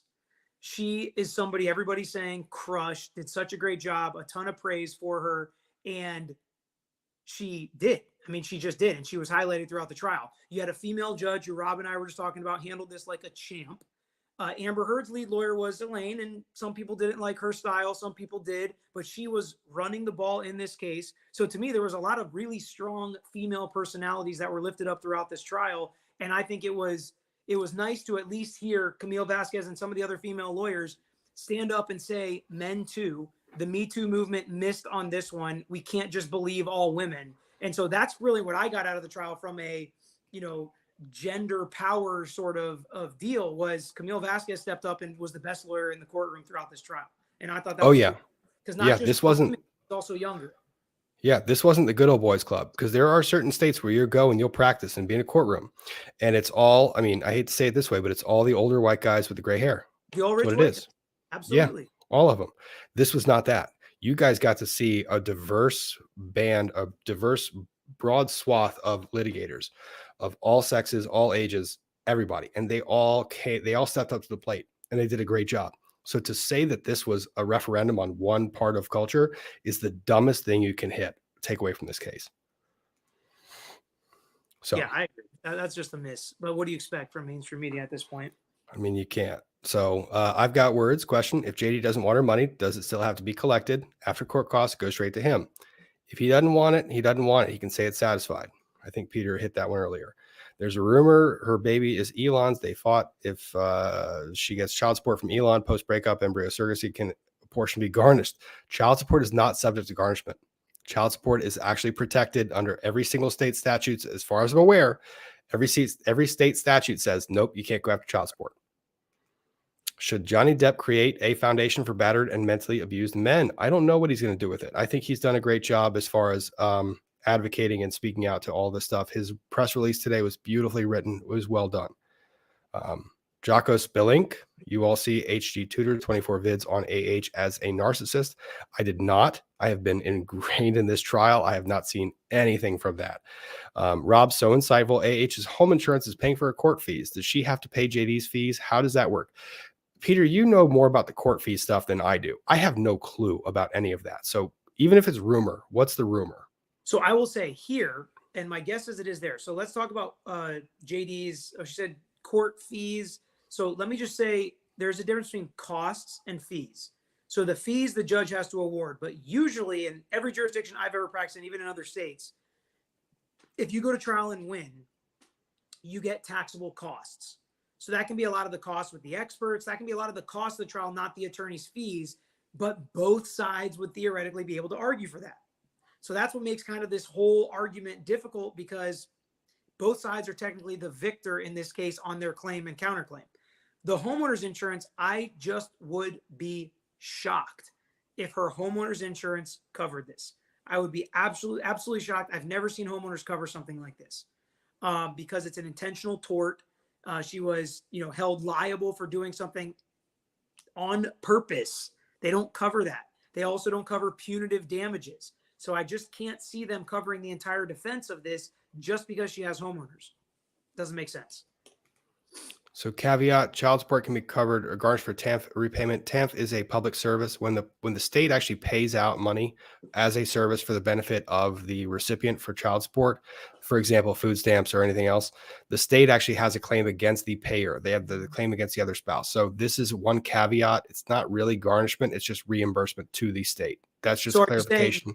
So you're saying the government can go get money that private citizens can't? The government could get money that they paid out. That's shocking to me. That's shocking. It's shocking. It's amazing, right? Opinion about the verdict. We have expressed that a lot. So I think it kind of is shocking to everybody. If she owed the money but pledged it, it wouldn't do anything. However, I want to look up the super chat because this was a good question that I saw on the pledge thing. I'm going to paraphrase the super chat because I don't see it. There we go. Here we go. If she does Chapter 11, will charities be screwed? This is a very interesting question from a legal standpoint, because she has stated under oath that she promises to fulfill this, but that promise is just a promise. There's no binding contractual obligation for her to pay it, which means that the charities are not technically creditors, which means if she filed Chapter 11, the charities would not have a claim. They would not be able to collect under a Chapter 11 case. And that's both the charity's fault and her fault. ACLU, because ACLU had that kind of pledge document. They were trying to get her to obligate herself to it. They didn't require her to do it. And then her fault because she kind of said it was a pledge and she didn't commit to it. So honestly, if she files Chapter 11, that would be a very interesting thing if she tried to bring that one up. I have no idea how that would go, though. It ain't going to happen. They're not getting that. No. Given the verdict, isn't she still defaming him? What are the odds of an appeal? We kind of talked about that. She's not still defaming. This is opinion on the verdict. She's allowed to do that one. Amber Heard can't go bankrupt for an intentional tort. She can file bankruptcy, but she can't get it discharged. Brandon Samples, mortgage apps not validated since Dodd-Frank. How? I don't know that answer. Peter, do you know that one? No. Not my cup of tea. I don't know that. I don't speak about things I don't have actual understanding of. Truth be told, can we assume she has personal liability policy to pay damages, attorney's fees, except punitive? I don't know. That's a heck of an umbrella policy. If there is such a policy out there that exists, So I want that it. would be something a talking head might have, right? Because you come on here and like some of our friends that do YouTube videos say some outlandish things, right? And they could get sued for something that they say. So that type of person can have that type of liability policy protecting them against defamation or things like that, are giving, like we have errors and omission, right? So if you give incorrect legal advice, you have a policy that covers that. A normal person wouldn't have that. I would True. be shocked if an actress had a policy that protects her against defamation. Now, here's something I said that I thought was really interesting. Let me get your take on it. Wouldn't it have been very interesting testimony or evidence in this case, and I think it would have been relevant, if she got a defamation type liability policy prior to writing the op-ed, because she did in fact engage a lawyer to make sure what she was saying was not defamation, so she gets insured in case what she said ends up being defamation. That's the only way I could see her having a policy like this, and I would have loved the jury to hear that. But as a personal injury attorney, you know that you cannot use the existence of a policy to protect against a possible event as itself evidence that you knew the event was going to happen. Oh, absolutely not. But she brought in the fact that she talked to a lawyer to make sure it wasn't defamation. I mean, I don't know. Consequences for Waldman? None. Yeah, that's He's never fine. No, never coming up again. Waldman did fine. There's no beef there. Rachel B, love you guys and all that you do. I got diagnosed with ADHD a few months ago. I'm 46. How do you handle work late at night? My meds wear off around 4. Also forecast for Amber. My meds wear off around 7 o'clock or 8, which is why when I get on these late night streams, I'm all over the place, and which is why you see my eyes darting back and forth, because I actually have to focus on multiple things at one time. I don't know how I deal. I'm still working on that. On some tube or news shows, they put their home in trust. Does this mean nope? Because if she retitles it, she can the trustee can claw it back. That thing ain't safe. Really enjoy your content. Thank you. Will Johnny Depp need to appear in court on 24th? Carol B, no, he will not. That's just for entry of an order. Wendy Thompson, can't wait to see some woodworking. Still going to do that. Yes, I am. Actually, in fact, I'm actually filming a little bit of it. I am making wooden play buttons for all of the law tubers that hit 100K during this trial. So Wow. Yeah, so we're gonna I'm gonna mill that up and we'll ship them out to these guys. Did you expect these results? What did you expect? I expected count the first statement, yes, and I expected a $1 or $1 million judgment. I did not expect 10 million, and I expected her counterclaim to be dismissed. Peter, what was your running? So I expected Johnny to win, and this was again not rocket science, right? Somewhere between $1 and $25 million. That's a big gap. I didn't see them ever giving him 50, which is what he was asking for, but I thought maybe they give him Pirates and they think it's around 25 million. You never know what a jury's going to do, but I thought Johnny Depp was going to win for sure. I felt, it was getting close to 80, 90% by the time closing arguments were over. I thought there was a 0% chance Amber Heard would win any of her counterclaims. And I usually don't ever put a 0% chance on anything in a civil jury trial, but I think that they could appeal this and win based on the evidence that came out in trial. I really do. Oh yeah, and I'm with Peter on that one. I don't ever put a 0% on Amber Heard's counterclaim. I was right there with him. So we don't ever do it, but we did it. We did it on this one. Yeah. Does Amber Heard need to pay taxes on the $2 million? The $2 million that she is awarded? There is a litigation claim. I believe that she does. Don't quote me on that. Consult the tax. Compensatory damages for losses. So she wouldn't have to pay, if it's like Florida, she wouldn't have to pay on whatever they tagged as emotional damages, but I don't think they did really tag it like that. So if you lose wages, you do have to pay tax on that. Punitive damages are also taxed. So Johnny's going to get taxed on the punitive damages as well. Yeah. Yeah. Any possibility for AH to come with the right for an appeal after this verdict? She does have the ability to appeal to the Court of Appeals, but it has to be a clear error or a error of law. I don't see that in this case, except for maybe the possibility of the jury instruction being ambiguous, but I just don't see it. The Court of Appeals hates overturning trial court judges. They really do. So Andrea, keep doing lives. Keep waiting for you to do lives. You are great. Shy, introvert, whatever, still great. Peter and I are figuring this out. Peter did one of his first lives a little while back. And then he did the Pirate Live, and that was a S show, but it was the most fun S show I've ever seen. And honestly, these things are fun, guys, when you guys ask questions and we can jump in and follow each other. We like hanging out. We like hanging out with each other. Like the community of people that come on here and talk to us and ask us questions are so nice that all of us, well, I shouldn't say all of us, most of us, like you and I, would stop if they weren't nice and it wasn't fun. Like we don't need to do these videos, but they're so fun and they make it fun to ask these questions and just talk through stuff. And they're so nice and encouraging that it just makes it really fun. It's not like blowing smoke. Like legitimately, this is the only reason we do this. Like we're sitting in our house at 11 o'clock at night talking to random people, right? I mean, that's fun because they're nice. Yeah, and the way there's 19,000 people. There's 19,000 of you here watching. Like that is wild. I mean, you guys like this content, and the funny thing is, I like talking about it. And I made this comment on Peter's stream when I jumped on his the other day. I like talking to Peter. I like talking to it, and honestly, I don't have the time to just give him a call up. So when I'm on a stream and he jumps on, it's like, hey, let's catch up for like 20 minutes, and then also nerd out about things we like nerding out about. Exactly. Can Amber use homeowners insurance? I think we covered that one. In a case of defamation that M. Jackson won, defendant was supposed to pay $2 million. Defendant never paid, moved to another country. Could Amber do that? Get away with it? In today's age, with the financial documents and when you're tracing stuff backwards and forwards and the wire transfers, it would be really hard to get away from a judgment like this. I don't know. I mean, yeah, but there could be some difficult ways to collect. Like if she moved to some other, they're not going to arrest her and extradite her to make sure she pays this debt. So, I mean, if she's willing to throw her life away in the United States to move away, she could try to dodge it, but it'll follow her for at least some period of time. Oh yeah, and she doesn't want that other press. I mean, she kind of wants to start making money again. She can theoretically make this 10 million, pay it off, and still make more money. I don't see that being too big of an issue, so it can happen. If I'm her agent or her publicist, I'm saying, listen, whoever calls you to play the villain in the next movie, just take it. Let's make some checks and let's just get past this and move on. Because I think she could get past it. I do. Oh, yeah. Doesn't interest accrue at the amount owed to JD? Interest rate is 6% in Virginia. That's the judgment interest rate. It does accrue as of today.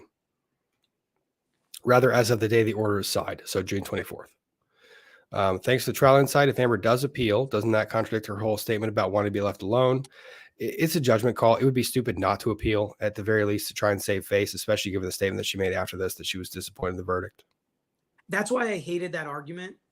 And I don't think it's a proper argument. I've never had anybody argue that this is so unfair because you dragged me to court. It's like, well, I could say the same thing. This is so unfair because you didn't pay me the money you owe me. So that's why we're in court. Usually we don't make those arguments. And this is why, because now she's going to look like a liar.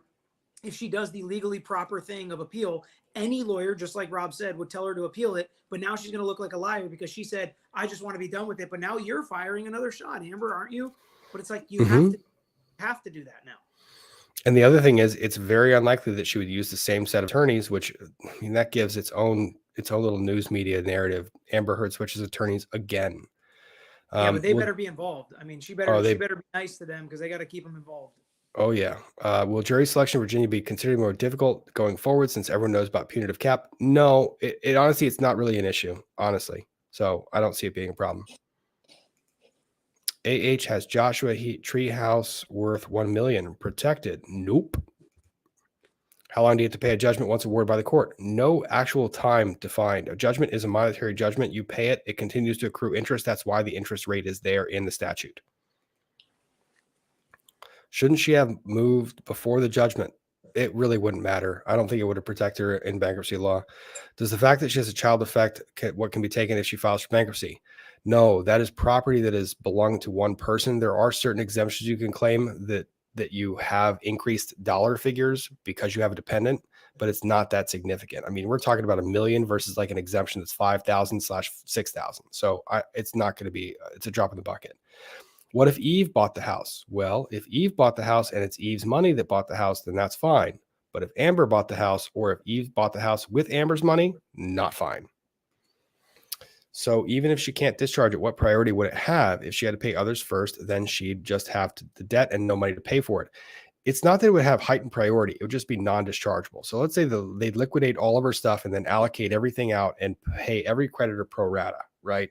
You got to figure 50,000 credit card debt, something like that. They all get paid some amount of money. This debt survives bankruptcy. So she's going to make more money after the bankruptcy case. They get to go after her for that money she makes after the case. How will her living in a state that doesn't apply uniform enforcement of foreign judgment acts affect the ability to collect the judgment?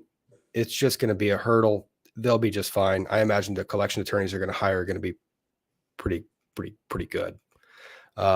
Which VA options can Depp use? Writ of faciatus, interrogatories, garnishment, liens. Would he need to file abstract in California? You would need to file an abstract to the judgment where you're collecting it. She has subjected herself to personal jurisdiction in Virginia, so I would not be surprised if we saw debtors interrogatories here before the case was finalized, just to try and get a view of the assets. But I also imagine there's going to be some talking in the back rooms about what are we going to do to collect this stuff. And Amber Heard's team, if she's smart, is going to at least make some of those assets available. Now that the claims found untrue, are all the people that vouch for her lies susceptible to perjury? No, perjury is just off the table. I hate to say it to you guys. I know that you guys are really emotionally invested in the perjury stuff. Peter tried to explain it earlier. It's just not going to happen. I mean, to bring a perjury charge, you are bumping a murder trial another month or two. So in the context of what priority the prosecutor's office has, perjury is like last on the list. Unless you lie to the government, once again. That's you a little bit different. Like this, no. Yeah. Yeah. All right, man. I think I'm going to take off, but I'm glad that I was finally able to do this, and congratulations on me too, buddy. historic rise. I will be back. I will have you back on my channel. Thanks to everybody that was in the chat. It was fun, Rob. We'll catch up soon, man. That was a blast. Everyone go check out Peter. He's got some really great stuff. So check him out. Give him a follow. See you, buddy. See you, big guy. Okay, let's hammer through some of these. If something happens to one of them, death, what happens? I think I covered that one. If Amber dies, then the estate itself would still be liable for this claim. They would go after the estate to try and satisfy the claim. If the estate didn't have assets, they'd be capped at whatever she had when she died. If Johnny Depp dies, then the estate, Johnny Depp's estate, can file a lawsuit against Amber to collect the claim. Will AH have to pay tax on $2 million? I think that we kind of covered that one. Even if subtracted from JD's $10 million, does judgment come before paying her attorneys? The attorneys can file a lien on her assets. The lien itself would be given priority before the judgment. So if they did that, which I'm sure they did, they get paid off top. The jury made the judgment on Salmon statement based on incomplete narratives. What was presented at the UK trial, as the US police were not allowed depots. So what he said was truth from that. I need to read that one more time. Jury made judgment on Salmon statements. I guess that's Waldman, based on incomplete / and narratives from what was presented at UK trial, as opposed to as the US police were not allowed depots. So what he said was truth from that. I think that the jury just kind of parsed out that statement and they said that was the most specific. Therefore, that was the one that could be the most factually inaccurate. And that's kind of what they hung their hat on. That's just my opinion. I don't know. I wasn't in the room. None of us were in the room, and we won't really know. Even when the jury is polled, or even when the jury does interviews, you're not going to really know what was said in that room because it's all just publicity at that point. So, hey, Ian, you're back again. How you doing? Sorry, I had to step out. Just life. But what did I miss? You missed Peter jumping in. We chatted with Peter for a bit. The super chat number did not really go down because the chat is awesome / wants to kill me. They do that. They try to kill you. I know you guys kill with kindness, and it's I really do appreciate it, and I love the fact that you guys encourage all of this because, like Peter was saying, we all really like hanging out with each other, and we love nerding out on this stuff. So it just gives us a chance to keep on talking. So, and Jim Bryant waiting for dinner to arrive, so I'll have to pop off when that gets here, but I'll hang out until then. We're gonna hammer through as many of these as we can before then. Awesome. So explain again why Amber and her witnesses can't be charged with perjury when they clearly committed the crime. I think they kind of hammered that one. They can, but they won't. Probably the best explanation you can get. Phyllis Wall, thank you for the super chat. Does AH have to pay JD attorney's fees on top of the awarded? The attorney's fees is subject to a separate argument. We will find that out in August. Okay. I want to find out. I hope she has to pay full freight. No way. I think it's going to be each pay your own. The judgment itself was enough. Jennifer, thank you for the trial insight. If Amber does appeal, doesn't that contradict her oral statement? Oh, we already said this one. Yeah, it does. It contradicts the statement. JD can afford interest on $2 million. AH can't. How long can he hold out if he wants to act with malice before $2 million seized by AH? Isn't it the applicable federal? It's governed by the state where the judgment was entered, 6%. I imagine he's going to pay that immediately. He's not going to play a game with it because it's $2 million. He has it in the bank. Might as well pay it and then just collect against her. Patricia Walker, I wondered if the jury wasn't. They not just, defray against? Nope. It is. They are independent judgments. Huh. That's unusual, or that's odd, but yeah, I guess pay the $2 million into court and then immediately demand the $2 million as your payment. Oh yeah, man. Demand the 10. Start collecting it. Yeah. And then the other thing is you get the added press of tracking where she spent that $2 million. That'd be funny. She went and bought more wine, and yeah, we know she's got a hell of a wine habit. We do. Okay. I wondered if the jury wasn't making a commentary against all the defamatory messages in the media, perhaps a shut your mouth people. I don't know. Yeah. You don't want to be speaking these things out again as truth. That's going to get you in trouble. Trash Kanda. Do you think that JD will actually collect the money from AH, or was it more about him getting his story out there? Sorry if this was already covered. It was not covered. I think this was about him getting a story out there. I don't think he gives a damn about the 10 million. I think the 10 million is just a really big happy thing for him that the jury agreed with him. Not just that they agreed with him, but they agreed with him to the extent that they awarded him money. Yep. I think you're too close to the decision. Reread the statement. The site was not staged when the police arrived with body cams. Thus, it is not accurate. Or am I misreading? I'm not too close. I actually think that this claim, this Waldman thing, this was the one that was the most factually illustrative, rather assertions. And I think that it was probably the most disprovable of all of his claims, and the jury agreed with that. So I'm not disputing the jury's argument there. Can Depp's attorneys contact jurors for their own purposes? Also, could $5 million be jury nullification on the $350,000? The $5 million was modified downward. I don't know why they decided that $5 million. We won't know. As far as Depp's attorneys contacting the juries, they can contact them, but they cannot disclose their information. So, can Depp now sue the ACLU and Washington Post? No. So that's just not going to happen. They were not the one that made the statement. Amber Heard was. Will the verdict affect the UK decision? Can the UK overturn their decision about seeing the new evidence? That is a UK decision, and that is a UK judgment. I don't know. We had Daniel, Black Belt Barrister, on. If you're on YouTube, you can probably go follow him, and I'm pretty sure he's going to have some opinions about this after the judgment was entered today. Carla, what, if any, did the jury award 2K to AH as a way of partly protect Johnny from an appeal? I don't think the jury thought that through. I don't think they viewed it that way, to be 100% honest. I think there was kind of some horse trading in the back.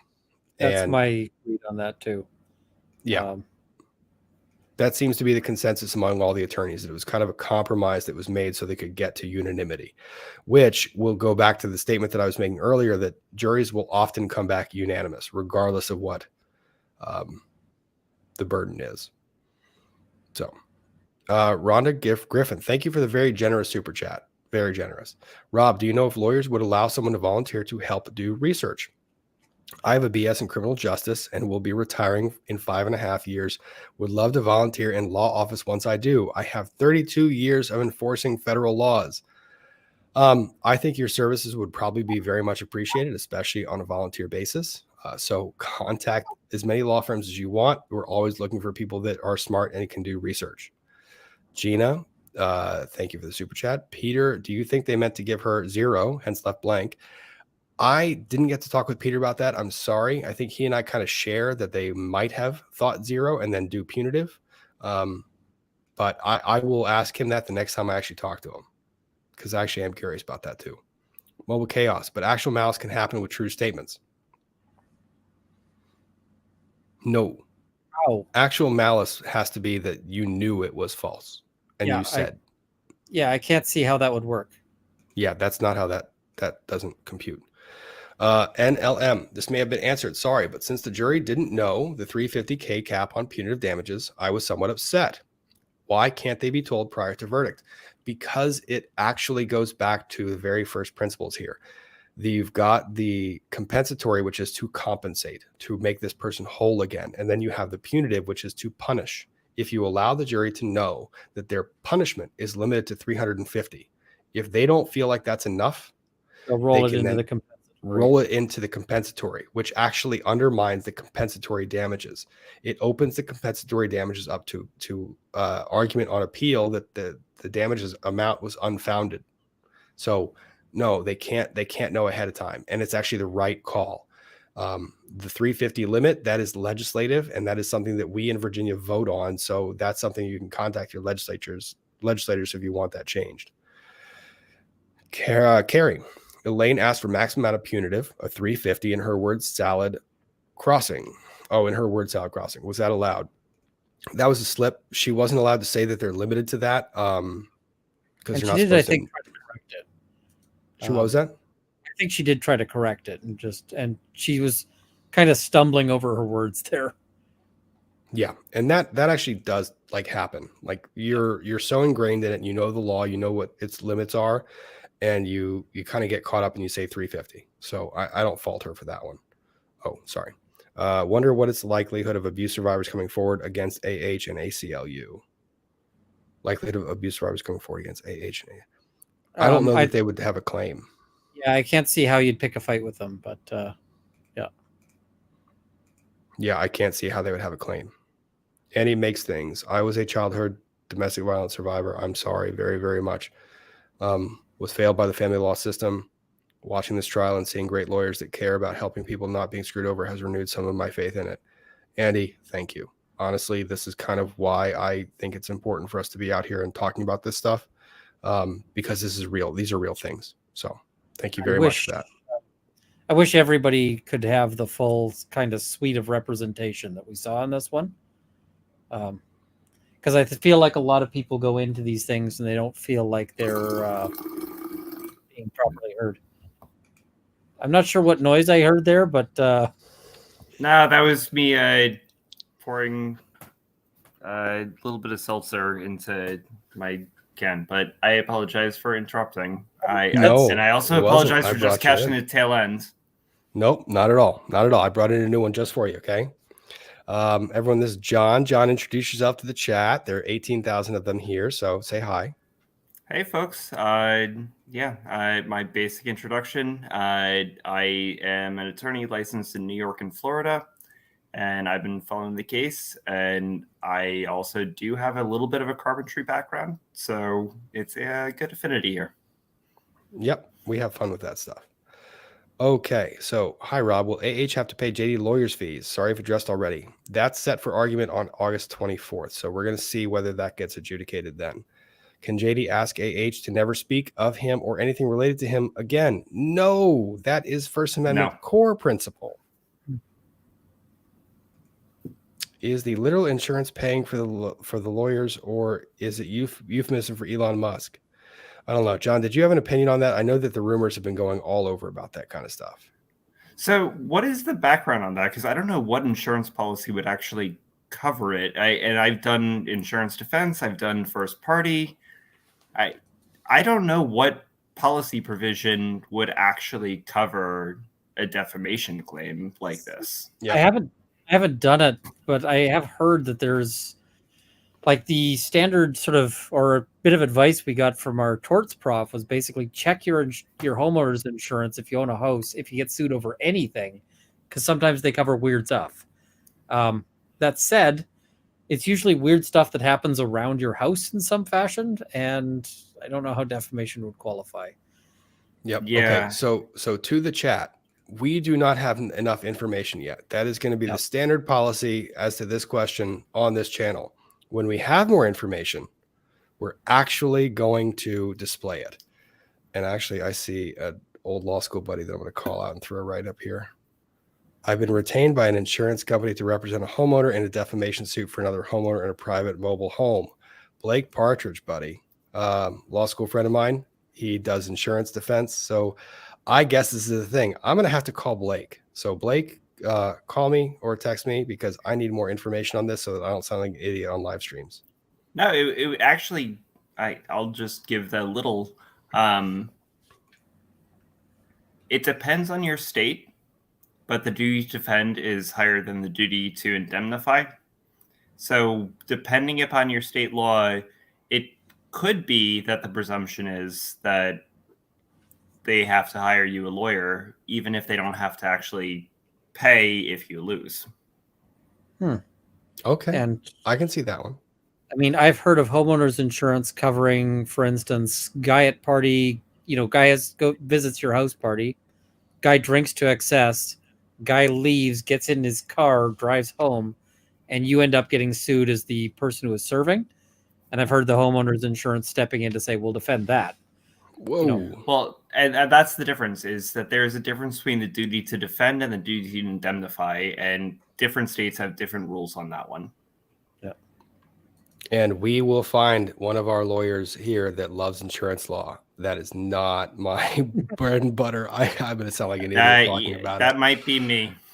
Okay, so everyone, we're gonna hound John for his answers to that question when he gets a chance to follow up on it. All right. I can do some research. Nope, I love I'm it. not going to stay here for a sec. All right. See your uncle for a minute. Jennifer K. Amber has stayed in the press. She will appeal. Why? Possible outcomes. That appeal, I don't see it going anywhere. Everyone says they're going to appeal. They always do because it's the thing you have to do. Yeah, you can try. I thought Johnny had a decent grounds for appeal if it went the other way. I don't see what her grounds are. I know. I mean, we're going to have to. I mean, I'm sure Like I they're said. going to go through with a fine-tooth comb and see every ruling that might be out of discretion. I just don't see it personally. Yeah. I mean, it's possible. Okay. Let's see here. Not addressing that. Well, chat, apparently I now am in control of the stream. So if you'd like to throw up some questions, I'm happy to answer until Rob returns. Oh God, that was panic mode. That was my first tech crash, and holy crap when you get kicked out of this thing and you realize that you're not there anymore. It's okay. A little panic inducing. Okay. So music professor with ADD, Cheryl Pettigrew, chew a different flavor gum per subject. Oh, I love that one. That's a good one. We were doing examples of things that people with ADHD use to cope and to study. Interesting. That's a really cool trick. Different gum per subject. Bring the gum to the exam and then chew the gum while you're taking the subject. I like that a lot. That's a really cool idea. I do. That's awesome. I'm going to keep that one in the back pocket. So, Jimena, big fan of you and Peter. Question: what do you think about perjury? Will there be something about it? She lied under oath. It's not going anywhere, guys. I know it's going to be the default answer on this channel, and I imagine on everyone else's YouTube channel, because it is not a priority for the prosecutor, and it is so hard to prove, and you just don't want judges hearing it. Absolutely. So Jason Momoa liked JD's IG statement. That's interesting. Susan, thanks for my new interest in law. Thank you for having that interest, and I love having you here. Nico Fefe, from a fellow ADHD litigator with too many colored pens, can we talk about Camille's diagnosis of DX? Direct exam of TMZ. Yeah, direct exam of TMZ Draco. She had such a narrow path to walk with regard to hearsay, and she nailed it. It was really freaking good. That was a masterful piece of litigation there, period. Absolutely. So, yeah.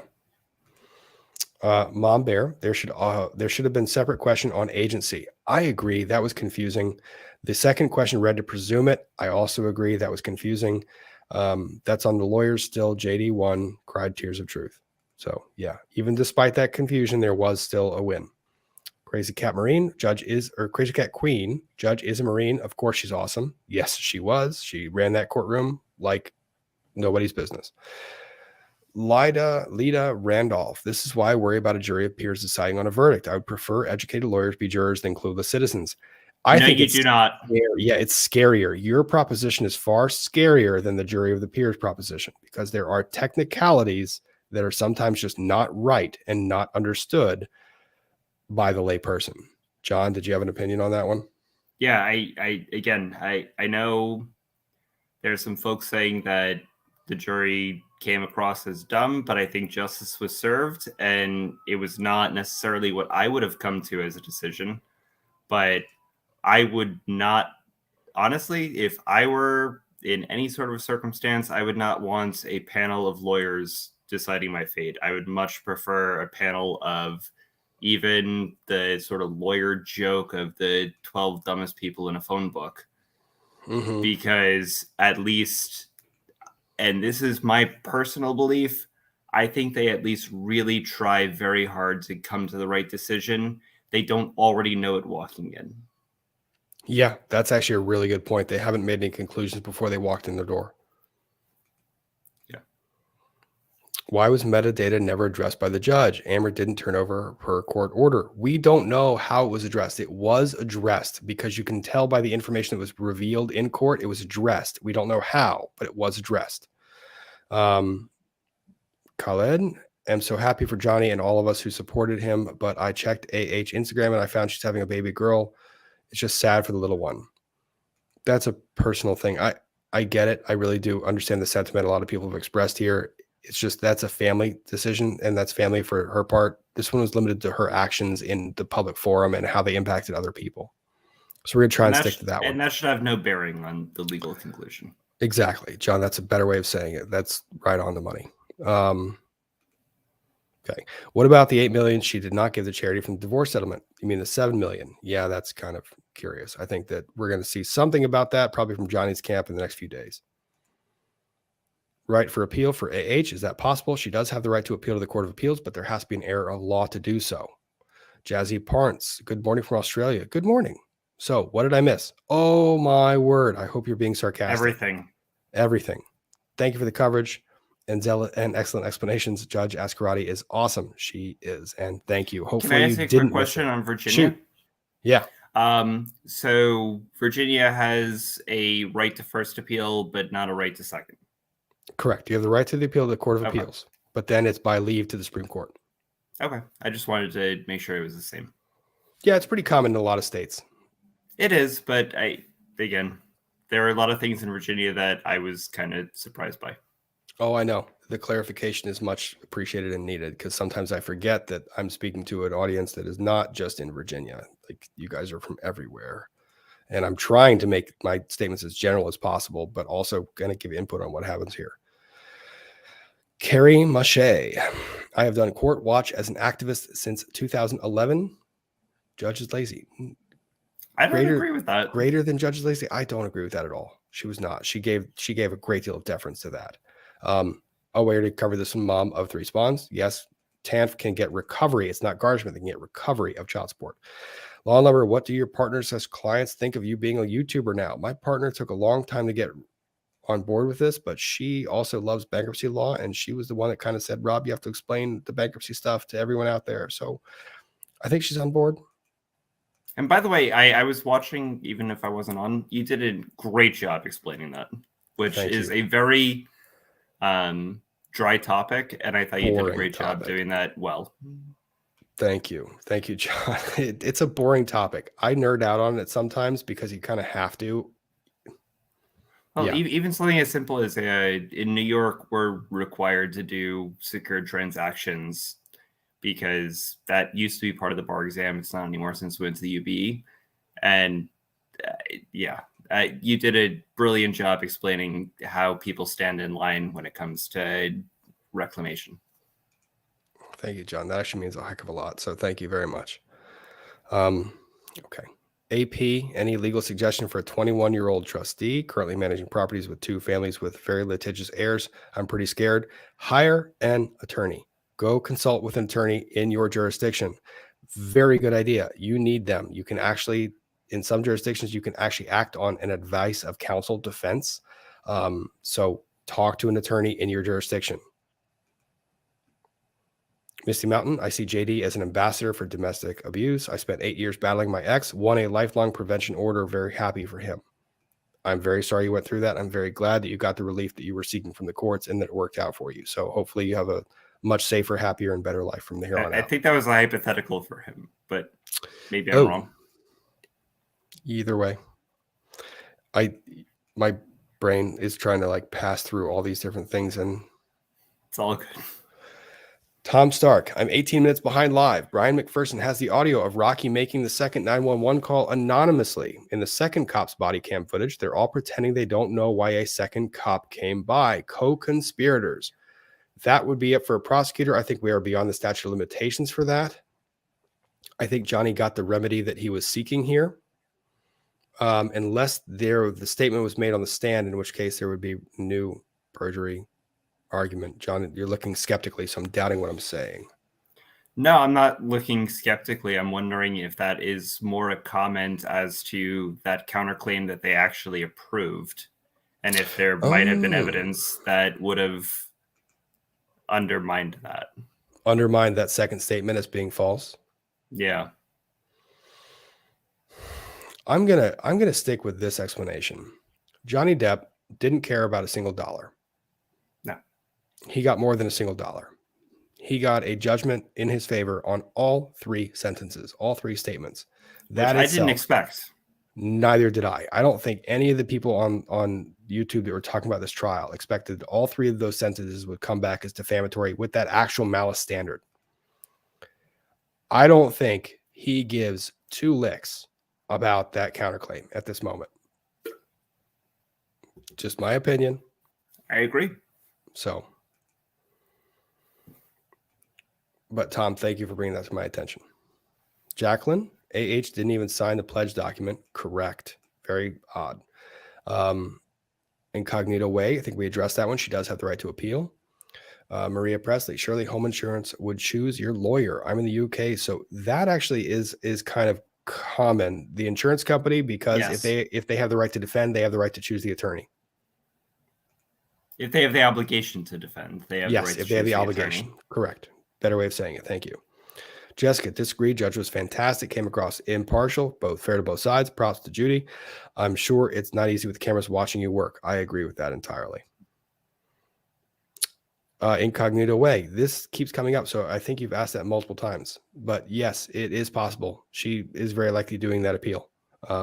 It's just not. I don't think it's going anywhere. Cam Marshall.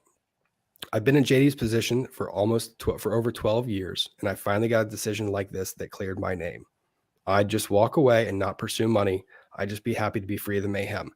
Buddy, I'm sorry you went through that. And I think that you and JD probably have a lot of the same feelings in this moment. And I think that he's probably echoing what you're feeling right now. Stuff of things. Was the verdict in favor of AH just jury confusion? The wording for the question was Waldman acting as an agent for Mr. Depp. Possibly have read that it was implied Waldman was the agent. Compound. We've all expressed criticisms on this one. And I think that this take on it is kind of correct. I don't know how much of an impact it happened, but I think that this is the right call. John, did you have anything to add there? I know we've talked about it. Yeah, I think at some level it was just sort of horse trading. There was, I think, some sort of a holdout juror, and it's like, all right, let's give her something as a token, and just so we can get out of here. That's my best guess, but I don't know. I wasn't in the room. Yep, I'll agree with that one. Shell, SD, I work in insurance, and homeowners policy could cover her defense, but it's unlikely enough in this case. She likely has professional media liability as a public figure. You can insure practically anything.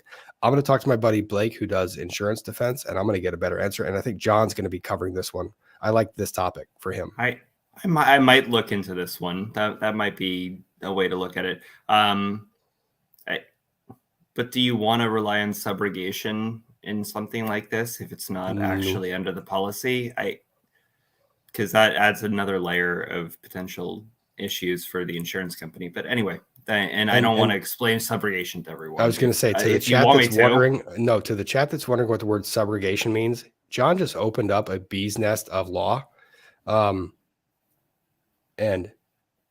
we're going to talk about subrogation and insurance claims on John's channel, because John needs a good video, and we're going to give him one on this one.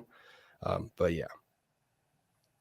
So Lori Leanne, Poetic World Narcissist Abuse Awareness Day, false allegation must stop. Kind of inclined to agree with that one. Stephanie Coker, thank you for the super sticker and super chat. Jessica Dugard, I need a wooden mod button. Hey, you might get one, honey.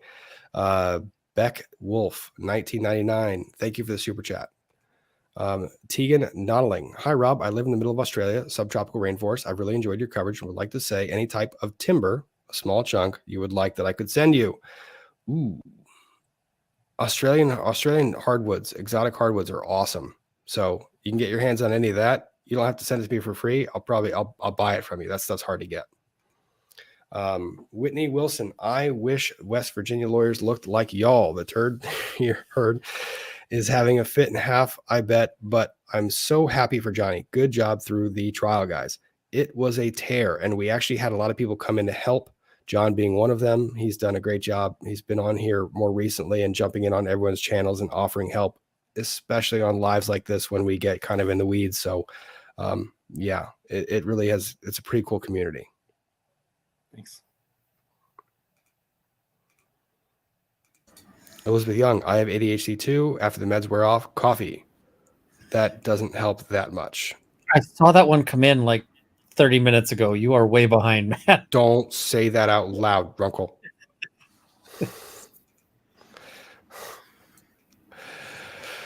Oh, okay. Did you see me get kicked out of my own chat or out of my own live? No, I did not, but that's hilarious. How did that happen? It was panic inducing. It just crashed on me. Oh, that's brutal. It was panic inducing. Yes. Moretta Bertram, Rod, maybe woodwork some drop spindles for us fiber people who spin the great alpaca. I don't lathe. Ian does. So we need to get him on his lathe again so he can start making stuff like that. Yep. Although I haven't done anything with the pen lathe in... Oh, I say a pen lathe. I'd like to get a specialty pen lathe. It's a full-size lathe that I just try to turn pens on.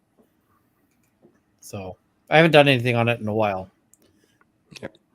T-Mac, how much is JD going to have to pay his lawyers? He could give them the 10 million. I don't know if it's 10, but it's in the multiple millions. Yeah. Yep. Kimberly Neville, general liability coverage protects policyholders from any costs that arise due to a defamation lawsuit. You guys love getting me to talk about the insurance stuff that I know nothing about. Do you want me to pull a standard HO3? Like, I don't think we want to go into the weeds on this. I don't even know what an HO3 is, so no. No.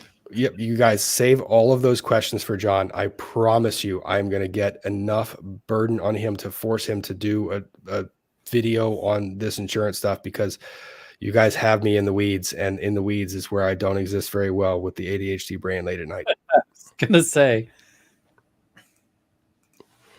Moonracer, can Amber file a claim against the lawyer's errors or omissions policy since he obviously gave bad advice about the op-ed? I don't see that. That was a well-written op-ed. I think it was honestly just not perfect. Tessa Marie, super sticker. Thank you very much. Ian Kinzel, do you think Depp will use the 8.35 million owed to him as leverage to work out a sort of cease and desist deal with AH? Do you think she'd accept? I don't think he needs a cease and desist. She can't actually go and say that he committed abuse, because if she did, he can bring her back and basically have her, well, what would the damages be at this point? They really wouldn't be much, but you could probably get just punitive again.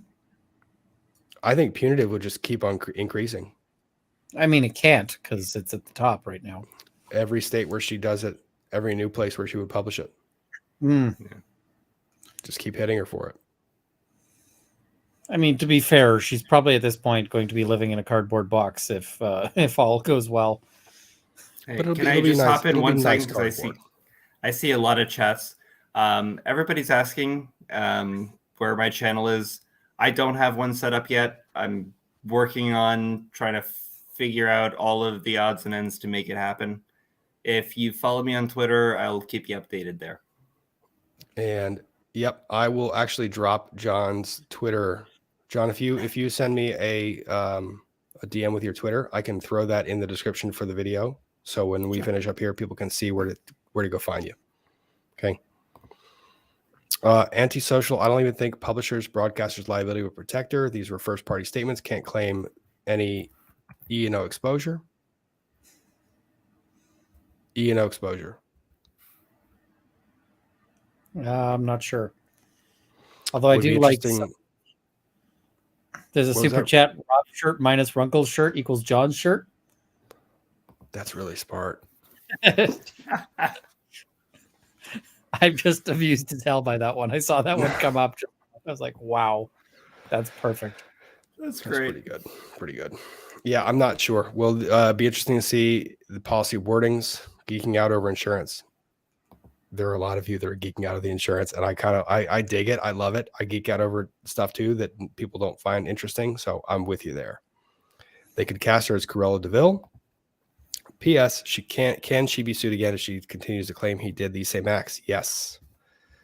How the heck does she pay for an appeal? The appeal bond itself is $500, and then she's got to pay for the transcription of the entire proceeding, which is going to be somewhere in the neighborhood of about a 6-week trial. I'm going to say about $100,000 to $200,000 of transcription costs. Yeah, all day, every day brutal. with the videos. That's you're not wrong. That's expensive as heck. Yeah. What enforcement mechanism exists to ensure she pays JD? I was always under the impression it's easy to get away with not paying. In civil cases, it's on the person collecting it, and it's not that easy. They can collect it. There are attorneys that specialize in it. So yeah, that's the biggest problem at the end of the day is it's not winning the case, it's getting paid. take her stuff, find the stuff, lien the stuff, take the stuff, sell the stuff. Well, I'll say like in Florida, for instance, on a civil charge, your home and your first 2 cars are immune from collection. First 2 Yeah. cars. That's really, really tough when you're not dealing with a huge judgment. Yep. Now, is there any restriction on the value of the cars? No. So you can sink all your value into, like, say, a really fancy sports car and just Let me put it this way. Without going into great detail, I got hit crossing the street by a Porsche. and they did not have bodily injury coverage. And I don't even know if I want to sue them because I don't know if I'm ever going to see a dime. Wow. 1, I'm sorry. 2, you look very good for a guy that got hit by a Porsche. Thank you. I looked a lot worse 6 months ago, but Yeah, that's brutal. So I'm sorry. but it can be, collection can be as much of a problem as just even winning the case. Yeah. Wow. Okay. That's tough. All right. Now, So hopefully the is there any Porsche, Is Go there any ahead. restriction on sort of fuckery that you might engage with the car? Like, can you go and get a solid gold steering wheel? That's probably outside of what I know at the moment, but it's an interesting idea. If you want to just pour all of your stuff into fixtures in your house, for instance, to devoid yourself of liquid assets, Like, I imagine you probably could. I have a solid gold toilet. It is worth a ton of money, and as soon as we cleared this, whole bankruptcy problem, I'm going to sell it again. Yeah. I mean, it's possible. All right. So, But let's yeah, get back. Florida has a Homestead Act, so your house is actually also exempt from bankruptcy. That I was aware of. Yes. That Now, seems Amber crazy. Heard, we have clarified Amber Heard cannot claim those because she would have had to move to Florida several years ago to get Florida exemptions. Sorry. Correct. Oh no, I hit the wrong button. Okay. Sucks to be Amber Heard today. Oh yeah. Kathleen, thank you for the edification. I have flipped among channels for live and watch videos of others all night. Each night we can get back to breathing. We can. I will, as soon as these 87 super chats in the queue are done. We Good will luck. sleep. Rob will sleep. Stacy, you guys are awesome. So thanks for that. Love being here during this historical time with you. Thanks for the info and coverage. Thank you very much, Stacy. Erica, you two are my total fave out of all LawTube. Well, thank you. There are 3 of us, but thank you for the clarification. It's the top 2. No, it's there's 2 out of 3. You can't go wrong. You just can't guess which 2. You 2 are my favorite. Okay. Your wisdom, humility, personalities, expertise, teaching me so much. Prayers for you both, all 3 of us, I imagine. Thank you, Erica. Very much appreciated. Paula Horn, her baby is the only reason JD won't collect, in my opinion. Might be. Who knows? Zippy it. If she has not paid the $8 million to charity and gets $2 million from her Aquaman 2 plus additional income, where is the problem of her paying $10 million? I don't see a problem. She doesn't have it anymore. I mean, she doesn't. She can earn it over the rest of her career, but she didn't have it right now. Can she though? I mean, I don't don't know if she's employable at this point in terms of Hollywood. I don't know. Because if I'm running a movie, I don't want her on set. I am genuinely wondering if she's going to have the earning potential to even pay the claim in the long run. Because do you put her in a room with Jason Momoa to make a false complaint later? Oh my God. I wouldn't. Oh my God. I didn't even think of that. If I'm a male co-star, I wouldn't want to be in a room with her. Yeah, they're gonna make an Amber policy. It's gonna be a system where there has to be somebody else in the room at all time. And Amber alert. Or they just have to green screen her in at everything. Terrible. Oh, God. Oh my gosh, I can't even think about it. That's can a really good point, Runkle. Yeah, can AH sue her anti-defamation reviewing lawyer's liability insurance? I don't think so. I don't think she's hit that standard. I mean, he did a pretty good job at trying to accomplish something that was largely impossible. I mean, he failed, but... Yeah, but I mean, failure isn't incompetence. No, it's not. Yeah, and that's a very big distinction there. So I don't see any liability there. I mean, I've seen real estate lawyers accidentally conduct a transaction where one side ended up with both houses, and or where the house doesn't properly get, like, the money goes, but the house doesn't, that kind of thing, and they can get sued, but not necessarily for incompetence, or it's not necessarily incompetent. It's just liable. It gets complicated when you're trying to argue competence aspects. Yep. All right, Runkle, puppy update on Potter. He needs he's going to need some surgery, so he's on limited motion. When he goes outside, he's got to be on a leash so that he doesn't play too much with Zora, because otherwise he's going to rambunctious himself into injuries. And he's got to get some blood work and so forth. He's going to probably cost about $5,000, but he is a sweetheart and he is worth it. So that's kind of the pup date there. And what do you call it? We're going to, he's going to get the surgery. And, once that's available, we got to get him into a specialist for that. And I'm hopeful that it'll help him sort of live a long and happy and playful life. So, thank you for the update. Our prayers are with Potter. So, likewise, he'll get better. He'll be good. Yes, puppies are family. I miss my puppies.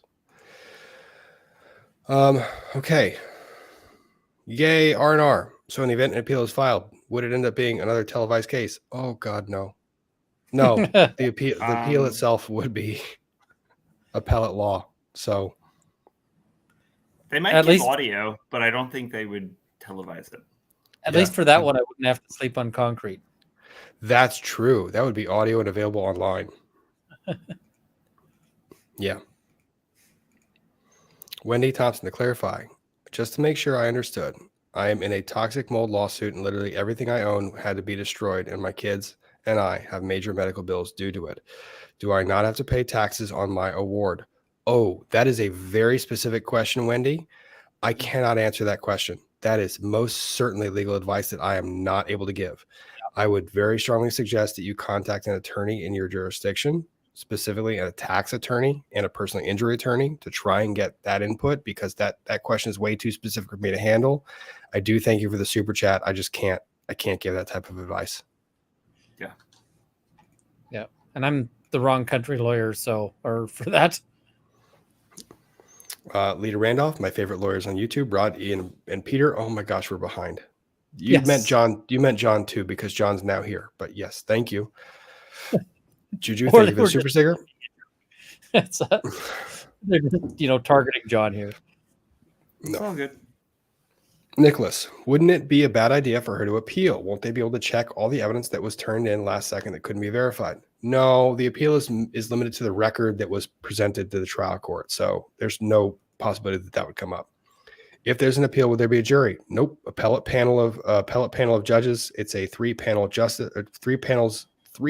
panel that it would be heard by. Tom, did the jury know punitive damages would be capped at $350? No, they did not. So they knew $5 million. They're not allowed to. Correct. Exactly. And they're going to be finding out now and might be pissed.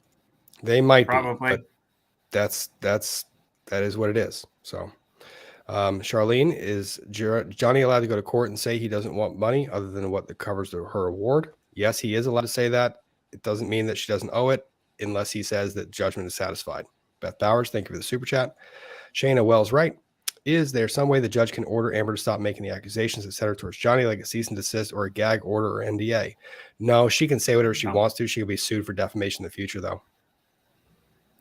Estimates for the legal fees for each. Everyone chime in. We heard $6 million for her. I'd say, it's hard to guess because this is ridiculous, but could easily be 8 on the other side, on Depp's side. I was gonna say if you have he had 6 trial attorneys there each day. That alone, you figure somewhere between $450 and $800 an hour. Oh my god, I don't even want to do the math. Plus all of the prep for the case. Yes, I could easily see 6 or 8 million for this. Yep, easily. Christian, love the videos from you and Runkle. God bless. Thank you very much. Lori Leanne, Rob and Runkle, R&R, Runkle, live and at James from Court. Yep. Thank you very much. We have very much appreciated you guys following us throughout all of this.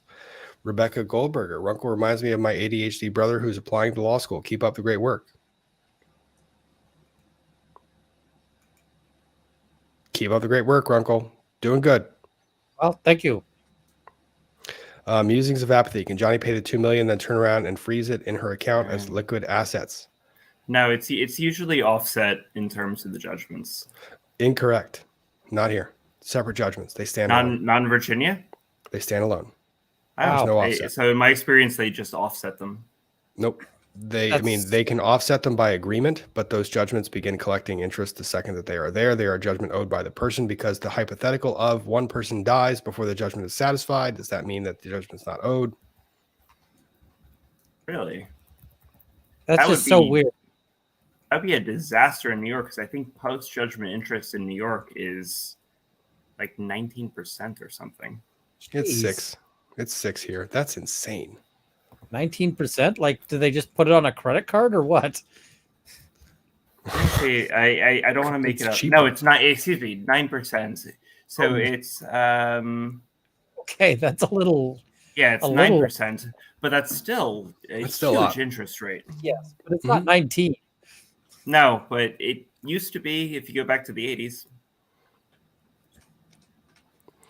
Yeah, I guess. 19 is something else. Jillian, what, if any, countries could AH potentially move to avoid having to pay the $8 million? Hope it's not Ireland. I am not going to advise on extradition or what countries extradite or not extradite. She should go to the UK. Or Australia. Yes, exactly. Amber Heard, this is not legal advice, but you should do it anyway. Flee. Yes, but flee in the most hilarious direction. Oh God. Okay. Ian has the pup. He gave us an update. We're all praying for Potter. Lisa, thank you for the super sticker. Claudia, do you think Amber will write a book within the next 2 years? I would be I doubt that. Like putting something into writing after a defamation statement is made. I also don't think you're going to find. Do you think a publishing house would ever take her? That's what I was going to say. I don't think you're going to find a publisher that's going to allow something to be written. Yeah, I think it no would be freaking way. Okay, so you wrote a book, and yep, you can just leave that in that round filing bin right there by the desk. Yep. The one that's on fire. Just toss it on your way out. Yeah, that. Yeah. No. All right, I'm going to give a 2-minute warning. I'm turning off super chats because I need sleep at some point in time. Yeah. And you guys are too nice. I love you very, very, very much, but I need sleep at some point, and I have 85 of these to work through. So we spoke to legal about your book, and I mean, we really like your book, but legal statement was just 15 minutes of continuous screaming. And yeah, legal just advised us that you were the first person in American history to receive an 8-figure defamation award, and yeah, maybe we can't do this. We called legal and they hung up, and they haven't answered our call back since. We've got a whole bunch of resignations from legal. Oh, it's terrible. It's even worse because I know an insurance company where legal all quit at once, and it was because they were over leveraged, and that just happened a couple of months ago. I mean, I think they would quit. It's like, we're going to publish this anyways. No, bye. I'm not going to be here when it goes out. Yeah, no kidding. Oh. And to the chat, somebody asked, what is legal? It's the legal department. Yeah, it's the legal department. It's the attorneys that are inside the publisher who's going, don't do this. You're idiots. Yeah, no. Yeah, legal's department or legal's job is usually to say no to things that you might otherwise want to do. Yeah, it's to protect the companies from liability. Yeah. Yep. Business owners don't like legal because they say no a lot to things that are bad ideas. Yeah. Yeah. Yeah. Gina, thank you for the super chat. Rumor has it she's covered by Homeowners Insurance. We've talked about that one. Maybe him too. Maybe. Also, can attorneys bargain about the jury award? No, because that is. I mean, they can after the fact. It's just you can always settle after the judgment. You can settle a judgment for less money. Yeah, one set of attorneys has a lot more cars than the other, though. True, but you can always do it. Yeah, that's true. You can always settle a judgment. Yep. Alexa, will be some sort of gag order? Nope. We talked about that one a little bit earlier. Star City VA, thank you for the super chat. Allison Barnes, trial junkie from Nash Vegas. I like the name, by the way. Thank you, Rob. And for all that you have covered this trial, it is overwhelming to decide which channel to watch now. It is. It's overwhelming to decide which channel to jump onto right now. I just saved them and watched them all, even if not live. Cheers from Nashville. That is awesome. And that is great support that you show to everyone's channel. They all appreciate it. I'm telling you right now, they do. So, yeah. What channel is best to watch, and why is it Rob? Oh, God.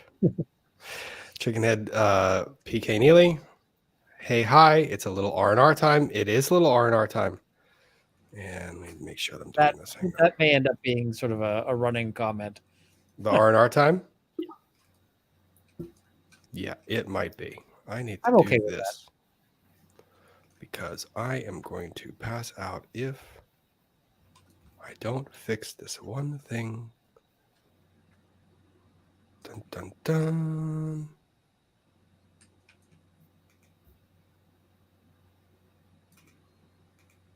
I'm going to step out for 1 second, but I will be here with you, if you'll allow me, until we get through it all. You are here as long as you can stay, buddy. God knows I need the help from so many people all the time. Fixing something. Say what? That's what attention deficit is often about. It is, because you need people to redirect you and help you remember what you were doing in the last minute that you were doing it. Where's my brain? Oh, right. Yep. Hey, Ian, how's the pup? Ian, answer that question. We're praying for Potter. If you Google her net worth, it already says negative 8 million. That's also just a bunch of trolls on Google. Which is freaking hilarious. But, I know. I mean, they slaughtered her the second that it came out. They just slaughtered her with it. It was ruthless. Gotta catch up because I flipped away for 2 minutes and the chat went nuts. Does AH still need to donate the pledged amount she hasn't donated yet? No, it is a non-binding pledge. She is not required to pay it. Hey, ACLU, you're going to feel a real difference between a pledge and a donation real soon. Yeah, especially if she files for bankruptcy, then you're going to have zero, buddy. But hey, it's the same thing, right? Apparently. I mean, yeah, sure, I guess. In their mind. Remind me, I'm going to go pay my mortgage and pledges. Yeah, that's a good idea. You should probably do that while we're talking. Wait, the bank has an opinion on that. They might. Frankie Gurnick, hey, Robin Runkle, we've been making updates on the 24th, as well as updating if Amber does file for an appeal. I'm sure the entire internet will blow up when she appeals. And on the 24th, that's just for entry of the order. It's not going to do too much. So, but I will follow the attorney's fees argument to try and figure out what's going on there. Yeah, attorney's fees will be. Oh, yeah, that's going to be nuts. That'll be crazy. Because that could be a whole pile more money if they if that goes against Amber. Yep. Is that determined by the jury or the judge? I assume that the judge. That one is judge. I assume. Yeah. Where was I? Brain, don't fail me now. We're still here. Okay. Since the ACLU ghost wrote the article and ACLU and her publicist presented this to Amber and talked her into it, can she sue them? No. I mean, you can sue anybody for anything, but not successfully. You ain't getting anything out of it. Lily Moore, I feel vindicated today. I was abused by someone with histrionic for 15 years and was blamed for the abuse. I am so sorry you went through that. Today means so much to so many. I am sure that your sentiments are felt and shared by so many people today. So good. I've heard from so many people who've identified that they've been victims of various abuse and, who've said that this is a very redeeming verdict for them, that it's something that they feel has given them some hope and some confidence. So, which is funny because all of the editorials are going the opposite direction and saying, oh, well, this is a terrible moment for victims, but the victims actually seem to be saying the exact opposite of that. Yep. As of today, now all of Virginia knows the statutory limits on punitive damages. Probably true. Yeah, that whole keep it from the jury thing might not work anymore. I don't know. Yeah, they're gonna have to probably figure that one out. Missy Howe, does AH still have a TRO? If so, will the verdict or evidence in this case potentially impact the TRO in any way? TRO is gone. That thing is long since gone. Yeah. And to the people saying, I thought you were going to turn off super chats, I'm trying. I keep flipping over. That's where my brain is going. When you see me do the long buffer pause, that's like me trying to figure out how to do this. And as I'm trying to do it, I keep getting distracted, then see that there's a million people in the chat and then go back to do it. So, Rob, we can try to be entertaining while you figure out how to turn off super chats. Ooh, otherwise, be entertaining. All right, entertaining. I'm not so sure I'm good at, but hey, folks, let me give you a question so you can be entertaining. That's not a question. In South Korea, there's defamation law, which can state facts of malice, court finding intent, specifically harm reputation. Similar here. Why did JD lose essentially the same case in the UK? Ooh, that's not a good question for them because that's and John wants it. John, you got it, buddy. There are a lot of reasons. For one. I didn't really follow the UK trial all that closely, so I don't know if I'm the best person to really comment on it. I mean, I just read the judgment. One thing that's really is striking in that one is that they put a lot of weight on, well, she has no financial incentive to lie because she donated all the money. I did see that. They put a ton of weight on that. And I'm going, Yeah, that's a good reason to pursue those perjury charges. Black Belt Barrister was talking about how they are more likely to pursue perjury charges in the UK if you got some sort of advantage out of it. And that's clearly some advantage that she got out of that. So I'm just saying maybe she shouldn't go visit Big Ben anytime soon. Yeah, well, yeah, that's I'm not. I don't know if I can add anything to that. I apologize. You guys, I found the button. Yay. There we go. Hit the button. Push the button. I pushed the button. I pushed the button. I pushed the button. Oh, It's Emily. the button that, stop giving me money. Emily in Emily. chat. Yep, I see Emily. Emily came into the chat. Emily, you came in the chat as I was trying to get my ADHD brain to stop and find a way to push the button to turn off super chats because I panicked. So yeah, thank you. And what a day is absolutely right. It is crazy. Oh my gosh, guys. Yeah, it.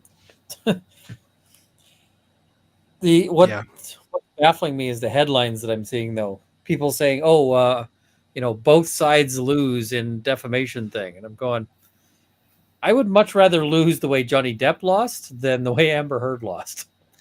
Oh God, yeah. Johnny Depp does not care about that loss. He doesn't care 2 S's about that thing. Oh, I could lose like that right now. If somebody wants to make me lose like Johnny Depp lost in terms of his overall balance, yeah. If somebody wants to make me lose and I am 8.75 million up, then or 8.25 million up, I take that loss. Also, when I get to make a statement that I make, and I make the statement and I release it on a press release that's typed out in a typewriter that I sign with this really cool photograph when I release the statement, and my competitor releases a freaking tweet that looks like it was a screenshot of a Word document that was prepared the day before she walked in, I'm happy taking that loss any day, man. I mean, that thing was... That statement was a disaster. Oh, it was what a train wreck. It was literally insult to injury, that PR statement, and maybe she shouldn't have fired her entire PR team halfway through the case, but what a disaster. Like, gosh, terrible. I mean, she's firing her PR team because they're not doing well for her, but it's really because, I mean, what is it that they're supposed to do? I feel like that was just a tantrum. Yeah, but it's like Charles Manson firing his PR team because people don't want, people don't like him. Or Jeffrey Dahmer. Yep. Yeah, dude, the Jeffrey Dahmer thing, huh? He's like, my hamburger. That might have been too far. So I'm going to fire my PR team. God, guys, you guys are terrible. And to the chat, Emily has the link. Emily she's had the day of her life. She had 500,000 in the chat today, earlier when this thing was being read. Then she went on Sky News. She has the link. Let her get some sleep. So, but she has it if she wants to, in which case all of our ADHD brains might cause like a meltdown of all of the internet. Too much ADD in one.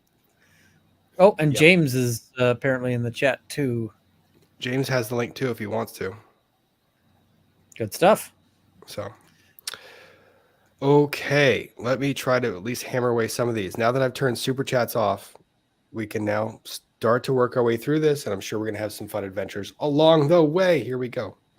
Adventures. Reaction. Since panel thought JD would probably win only 1 of 3 verdict, but now jury awarded all 3 out of 3. Surprised. That's my reaction. Yep.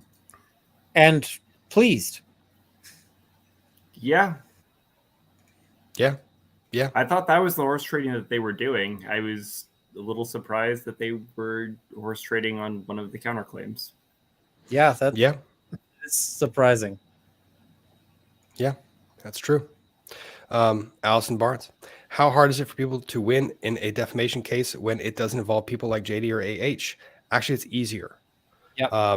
Just curious because an old client of mine tried to ruin my career years ago, didn't pursue because I was told it's tough. It is hard. It is not easy, but it's easier than when you're trying to prove it as a public figure. Public figure, you have to get to a higher standard in order to prove defamation.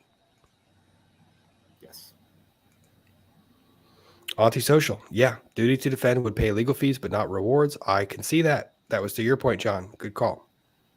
Gregory Hall. Biz and athletes have contract insurance. Likely. Interesting. That's possibly there, but I don't see how that insurance would cover something like defamation, which is quite literally an intentional tort.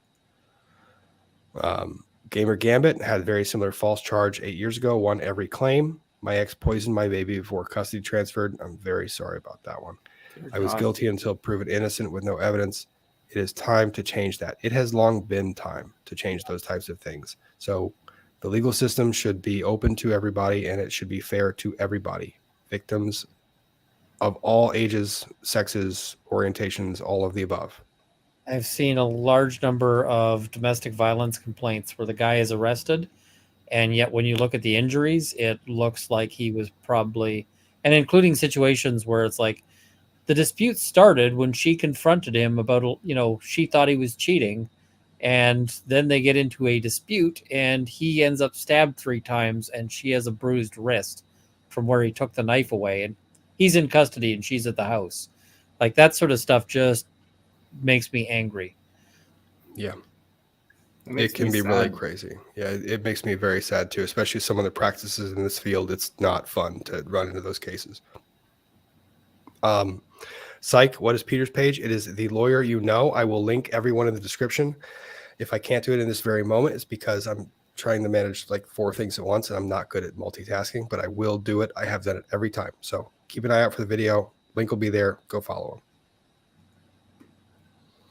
AM Legalt. Apologies for being daft. You keep saying interest rates, but you say there's no public pay by date. So when would rates start accruing? Hi from Whitehorse. Well, the day of the judgment. Signature. June 24th. Yeah. Indy Thinky. Oh, like that name. Indy Thinky. Can JD file an injunction to prevent her from defaming him again? Declaratory relief would be pretty difficult, especially when you have a First Amendment right to say what you want to say. So I don't see that happening. Yeah. We don't have preemptive restrictions. There's only recourse. Yep. Very good point, John. Leilani Borsa, you're awesome, Rob. Thank you for all the info. Thank you guys for sticking around and listening to it. It is a boring topic, bankruptcy and all, but I'm glad you guys found it somewhat interesting. Allison Barnes, one more question. Sorry, off topic, but do any of you have friends that handle corporate law, meaning non-compete agreement issues? If not, totally fine. Just curious. I think Boss Attorney Bree does some corporate stuff. I know Hogue does some corporate stuff. Check out their channels. They've got content on all that stuff. Otherwise, look for a local attorney in your jurisdiction. That's going to be the best place to go. I know some corporate lawyers, but I don't think you want them. Yeah. In your jurisdiction, talk to lawyers in that area. They probably know of someone you can refer somebody to. Kimberly Neville, thank you for the super sticker. Mine. Okay. James is saying the stream link. James is saying what? It says he's got the YouTube link, but not the stream link. Okay. That might make a difference. Let me see. Seems like a thing to do. Kind of. Just a little bit. All right, James. Let me see here, buddy. To James.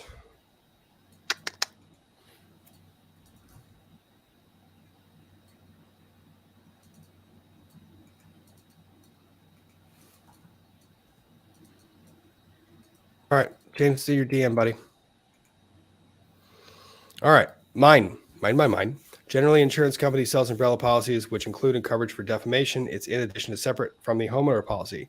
If there's an insurance policy that covers defamation, one, I don't think they're going to be issuing policies to Amber Heard anytime soon.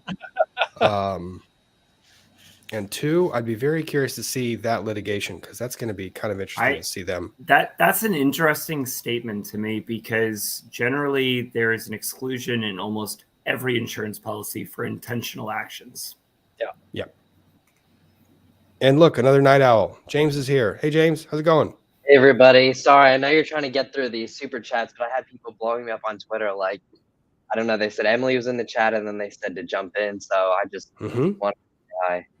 No, you're going to help because I don't sleep, and you don't sleep. Apparently, you've been everywhere today, buddy. Yeah, I'm still going on adrenaline at this point. I know. We got to keep it. We got to keep it going before it wears out. Otherwise, we're all going to crash and fall on our freaking monitors. Yeah. All right. Last thought on that one. Yes, generally speaking, insurance does not cover you for intentional actions. Period.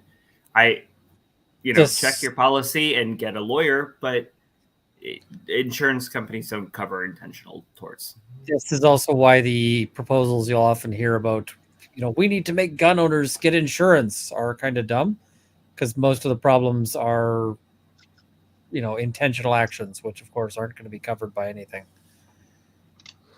Yeah, to the chat. Yeah, okay, random question. Yes, James is still rocking the suit, because honestly, I don't think he's had time to not rock the suit. So yeah, it's yeah, tattooed James, on me at this point. Yep, he's stuck with it. As is the hair. Throw a jacket on. Oh no, don't do it. Yeah, no, honestly, I haven't done anything today. I've just got back to the hotel, been doing this. I have not. So I would love, eventually I won't sleep in this. Yeah. Don't tell the chat. Okay, never mind. I'm not going to give the chat any ideas. Okay. Oh God. Kevin Maxwell. Question: can Johnny appeal the $2 million? Could he win? He's not appealing that thing. He's leaving that thing sit. Lexi Autumn Stabs. Tech stuff happens. Whiskey about it. It does happen. That also shows how far behind on super chats I am. Nicholas Stero, 5 a.m, here, preparing and off to work. If you want to talk labor law, I'm available. Nicholas, drop me a DM. I'm very curious about some of that stuff, so I'd love to hear about it. Skits McGee, insurance broker by trade. There are policies for high-value home insurance, such as AIG, Chubb, etc., that offer liability coverage, including defamation, libel, and slander. This is really interesting. I actually have to look into the insurance part of this. It depends extremely on your jurisdiction. Without going into details, I have worked for insurance companies that might have been mentioned here. And on their behalf, we have disclaimed on some of those issues. So it depends very much on your policy, and everything's different. It depends on the specific language of your specific policy and your jurisdiction. Is there an insurance that covers you if you intentionally leave a grumpy in someone's bed? I have not seen one, but I imagine you could write a policy. That's a really specific policy rider. I'm just saying Amber Heard might need to buy some insurance going forward. So, all right, I've got one for James here. Much love from DMV. It's so crazy how this was broadcast from a courthouse we go to for various things in the area. Thank you for covering this as well. James, the courthouse. You have been there all week. How big is that thing? I practice here all the time, but people in the chat don't realize how massive this thing is. It's huge. I mean, yeah. I mean, you see it from out front, but it goes all the way back. And then I guess you have the detention center too, if that's not really the courthouse. But it's also like a maze. Once you go inside, it's a labyrinth. Yeah. And it takes up a whole block. Emily D. Baker in chat is saying, I think there can be injunctions for the defamatory statements, but we'll all discuss it sometime. Absolutely. I want in on that discussion. That sounds cool. Yeah. Pre-statement injunction. Interesting. I'd like to talk about that. That's interesting. Yeah. Rob, thanks for covering the trial and proving AH was lying about the bed. Also, thanks for housing our favorite Canadian, Ian Runkle. Guys, this was a freaking team effort, honestly. Met James from court our first night there. He has the notepad to save and all notepads. He's been doing great coverage. Runkle was in there for like 2 weeks straight. Honestly, I don't think either of these two gentlemen in the upper corner slept, or upper corner, bottom corner slept at all the past few weeks, and they have like a month of catch up to do at some point in time.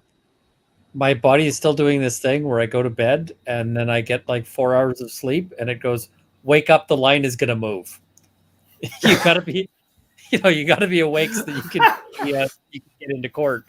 And I'm like, this is not. Yeah, likewise. I have like almost PTSD, but I feel like every 2 hours I need to be thinking about what the line is doing, how many people are there. Like I can't get a full night's sleep. Like right now, I should be down there at the courthouse shoving people in to get into a. Well, it's so weird the way they had us like, okay, now everybody charge all at once. Yeah, I know. It was insane. Honestly, I felt like an animal. I've never felt like so much like a degenerate than having to like push people around and shove into like a little spot and sleep there all night. Yep. And guys, somebody- this is so Emily is in the chat, and yes, I think she's got a handle on this one. I'm going to be really curious to hear what she has to say about this one. I'm sure we're going to have discussions about this going forward. I like this. This is actually a really cool discussion about the implications going forward. So stay tuned to kind of all of these channels, and I'm sure you're going to get some more info on that stuff. Yeah, somebody says I've got PTSD from the line. I don't really have I feel like that's sort of, maybe a little improper given that, the struggles of people with actual issues, but it was a weird experience and my sleep is still messed up. So yeah, it's it'll just get sorted out. But when you train it to wake up at a particular time, it stays on that. It does. And guys, I'm getting some questions about the channels. So everyone announce their channels. James, our newest YouTube member, you are James from Court on YouTube and Instagram and Twitter and all the tubes and all the socials. James from Court, right? Yes, sir. And you put out a few videos yesterday. I tried to today, just in a last-ditch effort to try to get my channel to let me live stream. I put up just videos that I had from outside the court, but to no avail. It didn't work. YouTube didn't approve me. So Ian was so nice to have me on his live stream earlier in order to kind of make up for that, which, I mean, still, I'm so appreciative. Thank you. Well, I brought James on so that he could live stream for a bit, and he's getting all those super chats. So... here's James's first Inception moment. Oh my God! Yes. So you get to talk to yourself. Thank you, James, for everything that you did for all of us as well. Like, it was awesome. This was a lot of fun. Period. Yep. I mean, it was crazy. It was crazy, but it was a lot of fun. So yeah. It was great meeting y'all. It was a very interesting experience, but worth it. Definitely. Yeah. You got like a lifetime of experience in like a 6-week period. Yes, I did. Yeah, you'll get there.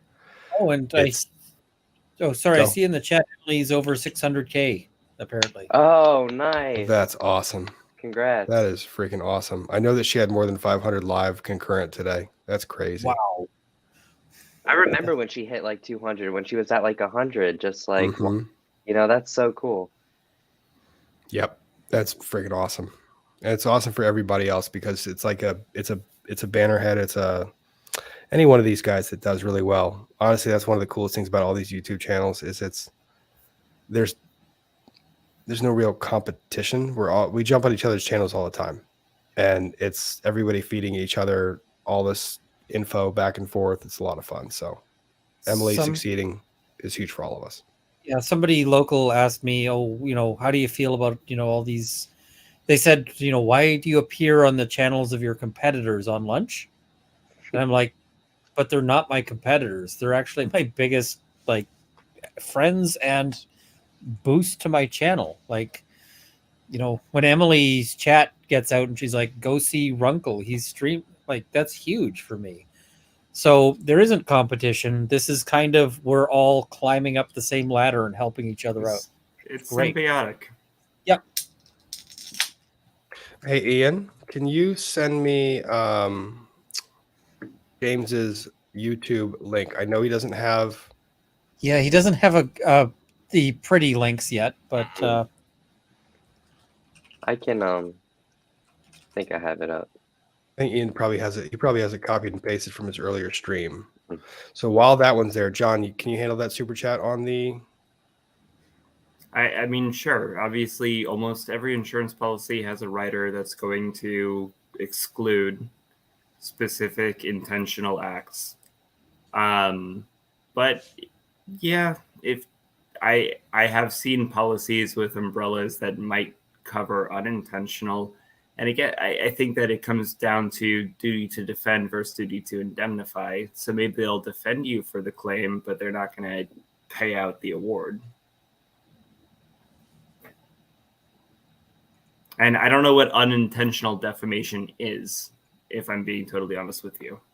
Yeah, that's true. You actually have You don't have to intend the statement. Yeah, you don't accidentally make the statement. So if it's held against you, I don't see indemnification being fair. You have a really unfortunate sounding burp. Yeah, I guess. It sounded like Terrible. this. Yeah, that was terrible. All right. Funny if JD donates all his money to Children's Hospital. Anyone have I any would love to input on see that it. one? What I'd love to see is $3.5 million to the Children's Hospital and a pledge of $3.5 million to the ACLU, which he can then proceed to not pay. I love that, Ian. Seriously. Yeah, that Just one. be like, that one. You guys get the pledge, and you can take that pledge to the not the bank, because banks don't accept pledges; they accept money. Only the cash, and the donation, and the money, and the limited brain power that I'm operating on because my. Yes. Okay. Back The to it. answer Here to we go. this question is yes. Yeah, I suspect it was. Yes, absolutely. That was a negotiated settlement back in the back. They had to give Amber something. Chuck Wilson, cryptic comments plus humorous banter. Good mix, guys. Yes, cryptic comments and humorous banter. We like doing that. Canadians do that all the time.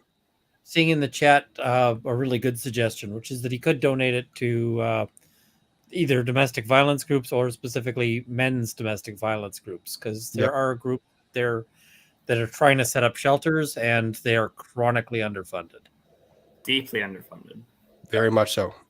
They don't exist in some jurisdictions. So there was one here in Edmonton. They got their funding cut because basically people were upset that there was funding going to a men's group, and ultimately the guy who had been trying to run it out of his house ended up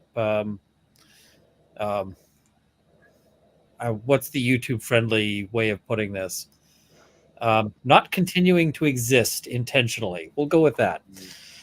So it was a very tragic story. And, I feel like that's not unique, unfortunately. Yep. And guys, as we're discussing these questions, I'm going to run the ones that are not questions on the banner below so that we can try to work through these so we can get these guys to sleep at a reasonable hour, just like me. Reasonable hour. Come on. There's no such thing, right? All right. So we have the infamous prosecuting perjury coming up. What about falsifying evidence? I don't know. Anyone to add a fresh take on this one? Where I am, that could possibly be an obstruction of justice, but like, charge the perjury if you're going to charge the perjury. And I think that they should charge perjury more often, and this seems like a time to do it. This one, as a paralegal, kills me to ask, but is it possible that Johnny, after paying Amber $2 million, could go after Waldman's basically his legal malpractice policy? No, he's not doing it. No. Yeah. Waldman is Johnny Depp's best friend because he's the guy who got perjury. Amber Heard is a perjurer in front of the jury. I mean, with Elaine's help, but in theory, could he attach to the policy? Maybe. Theoretically, maybe as a practical matter, no way in hell. I mean, maybe you've got an argument that Waldman should not have made the statements, knowing that they could come back on Johnny. But then you're opening an entire Pandora's box, because Waldman would come out and give evidence that Johnny was actually aware he was making the statements, and it would just be a mess. Yeah, you don't want to do that. Send a thank you card. Maybe slip $100,000 in it and call it a day. I mean, yeah, that's probably a good point. Anastasia Beverhausen, couldn't JD get an injunction against AH to stop talking about him? Emily brought that up. The reason I'm hanging on to this one is I think that we're going to have to follow Emily's stream coming forward, because I think she's probably going to have something to say about that one. So I'm going to be very curious to see what she has to say there. What's the difference between two types of damages? Who wants this one? Compensatory damage is stuff you actually lost. So if you have a car and your neighbor crushes your car into a cube because they think it's funny, well, the value of the car is your compensatory damages. Punitive damages are you suck and you shouldn't have done the things that you did that suck, and therefore you owe money for that. So in addition to the cost of the car, your neighbor, who is the kind of person who crushes cars into a cube for giggles, can be punished for being a total jerk. And it's jerk damages. Yep. And for I James, can't add question. anything to that. Yeah, James, question on this one. How much of those damages do you think the jury really imposed on the you suck basis? Apparently 1/3. Yeah, I would say probably all the ones against Amber. Pretty much. They just Yeah. kind of labeled them compensatory. I mean, I don't know. I'm not really sure what that means. I don't know anything about legal terms, but What was your favorite part of the trial? Favorite day? Favorite part? oh god, that's Isaac hard. I mean, Baruch. There's got to be. Oh, that dude. was a good You were one. in there the whole time, and there had to be reactions that you remember that no one else has. yeah, I mean, I loved Shannon Curry just because her testimony was engaging and stuff like that, and I liked it. Amber, of course. I mean, just seeing her on the stand, was insane. Camille's final cross, I thought was great when she was going after her, like, you did this, Miss Heard, didn't you? Like, this is what happened, isn't it? That was so cool just to see live. And then, of course, I mean, when Morgan Tremaine came in, that was such a great moment because we had been dealing with just video depositions for quite some time.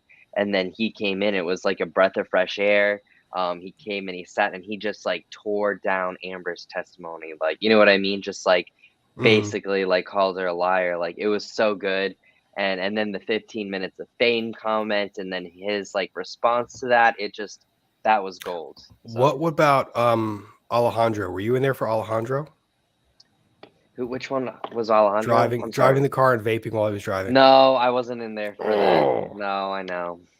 My favorite was just the 2-hour cross-examination that they gave to Camille. Like, here's 2 hours to take a practice run on Amber Heard, Yeah. and then she just comes out swinging. And not only does she come out swinging, it's like, okay, and oh, Amber, I hear that when you're talking, there's like thunder claps. So, and Oh, I'm God. having a hard time continuing because of this illuminating beam of light from on high. Like, It was everything you could imagine. I mean, yeah. it was just James, you were there when the light came, like the beginning of Cross, right? When she was Yes. standing at the podium and the light was hitting her right in the face. I mean, I don't remember seeing that specifically, but yeah, I mean, I was there watching the jury incessantly. But I heard you said it was like, I mean, I think Ian said this, that it was like literally almost like just you could see it through the glass, right? It was crazy. Yeah, it was could not insane. put that into a movie because No. it would, people would be like, "Oh, come on," they'd be rolling their eyes. So Yeah, you couldn't get any better. I keep saying Isaac Baruch, and it's because I was sitting there in Hillsborough County overflow room waiting for jury duty to be summoned and sitting there knowing that I would never get called to a jury, and it was the most entertaining thing, and it's honestly where I actually started getting interested in this case. Yeah. it's like occupation, lawyer, done, out. Yep. Nope. Go. We're good. Thank you for your service. Alberta actually goes a step further. As a lawyer, I am disqualified from being on a jury. Oh, Yeah, wow. I mean, I have a little exemption claim on the back seat, on the back of the letter I get. I got one last year, and I had to check the box that said, I'm an attorney. They're practicing this court. I can't be there.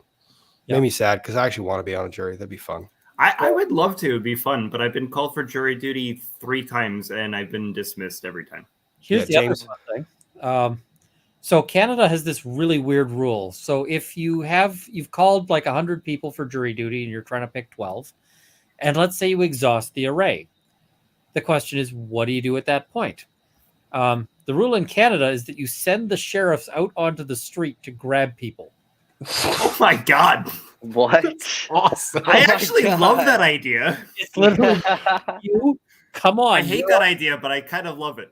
Wow. Now, so there was a trial being run, and it was, the sheriffs were told basically, do not accept any exemptions. All exceptions are to be heard by the justice hearing this trial. And I happened to run into these sheriffs, and they're just like, technically we're supposed to take you in for jury duty, but we're not going to do that. And they didn't do that for a couple of reasons. One, they knew I'm a lawyer. Two, they knew that I'm a lawyer who was working for my boss was literally the guy running the trial, like one side of the trial. So they're like, we're not doing this. And I was like, come on, you can take me in. It's hilarious. And to everyone in the chat, we have been joined by Joe from Good Logic. How you doing, buddy? Thank God, I can't complain. How you guys doing? Hey, oh, we're good. How are you? Wow, we're doing our best here. We're trying to work through the last of the super chats. We've got it down to 35. Couple of panic moments. We're handling them as best we can. what kind of panic? How do you have panic moments in the middle of the I got kicked out of my own stream. Oh, I get crashed. That's always fun. I picked it up for 10 seconds. Yeah. It was fun. It was a lot of fun. All right.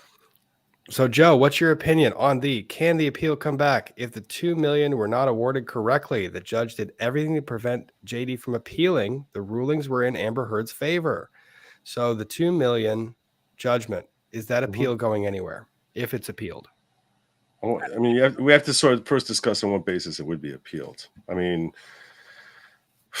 the strongest basis I would think perhaps for an appeal is the arguments that they were making seem to be certainly after the jury went off into deliberation. That motion which the judge sort of put on hold, which really meant I'm never going to address this motion because when's she going to decide after the jury comes back? That doesn't make any sense. But it was curative instructions for the jury so the jury wouldn't get things wrong. So from my recollection, the two things they were trying to cure there, one of them was the language that would help them find in his favor that they would find that the statements were false, and they didn't need the curative because even without the curative, the jury found that the statements were false. And the other was statements. I'm trying to remember. They're actually the statement that Ben Rottenborn had made, which is that this is a statement on behalf of all defendants.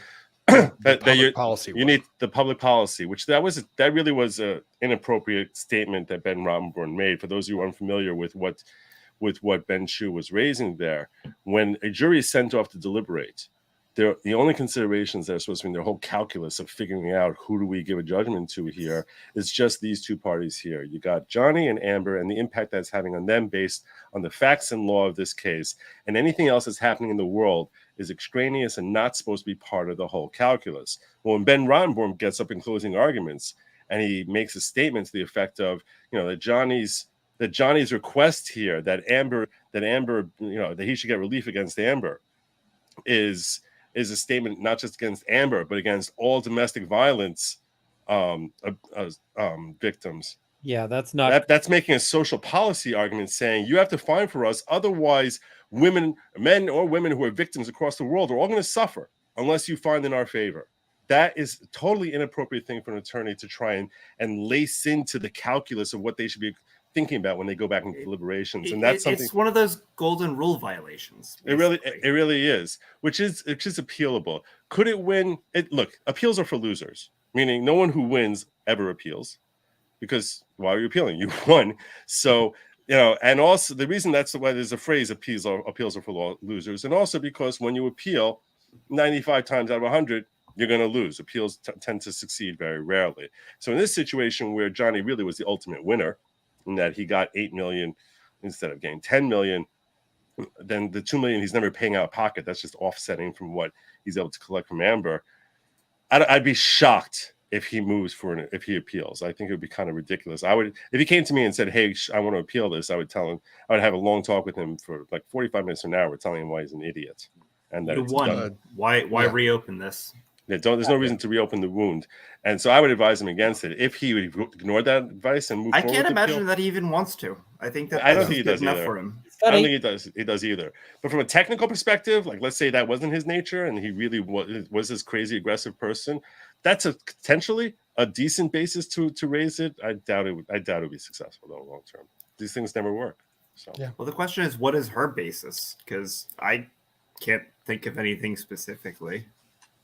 Well, they had the proffers. So the proffer was a list of all the things that they tried introducing, and the judge said, "No, we're not giving you."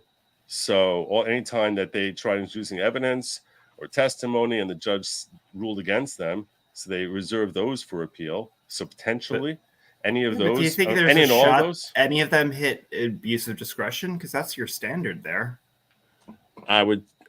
appeals are for losers. Yeah, fair enough. That's the rule. I mean, appeals are for losers. Could it work? Yes, sometimes they work. They just very, very rare, and I'm doubtful. I'm And maybe Rob, you have a decent idea on this because the Virginia Court of Appeals are, I don't know exactly how they format it that way. Do you think there's a shot in hell they want to touch this? No. No. No. Kill fire. Yep. And I have to address this very, very generous super chat that I just saw coming in. Crazy Cat Queen, how'd you choose bankruptcy law? I appreciate you nerds out. Had to help friend with his bankruptcy, research, explanations, etc. I'm not a lawyer. Drafted a letter that made it to the court record. Here's some money for sake. Sorry if it's not enough money for Virginia. That's plenty of money for any steak that I'm going to eat, honey. Thank you very much. Love you all. How did I choose bankruptcy law? I did not. My law partner was bankruptcy clerk for several judges. I practiced family. She practiced bankruptcy.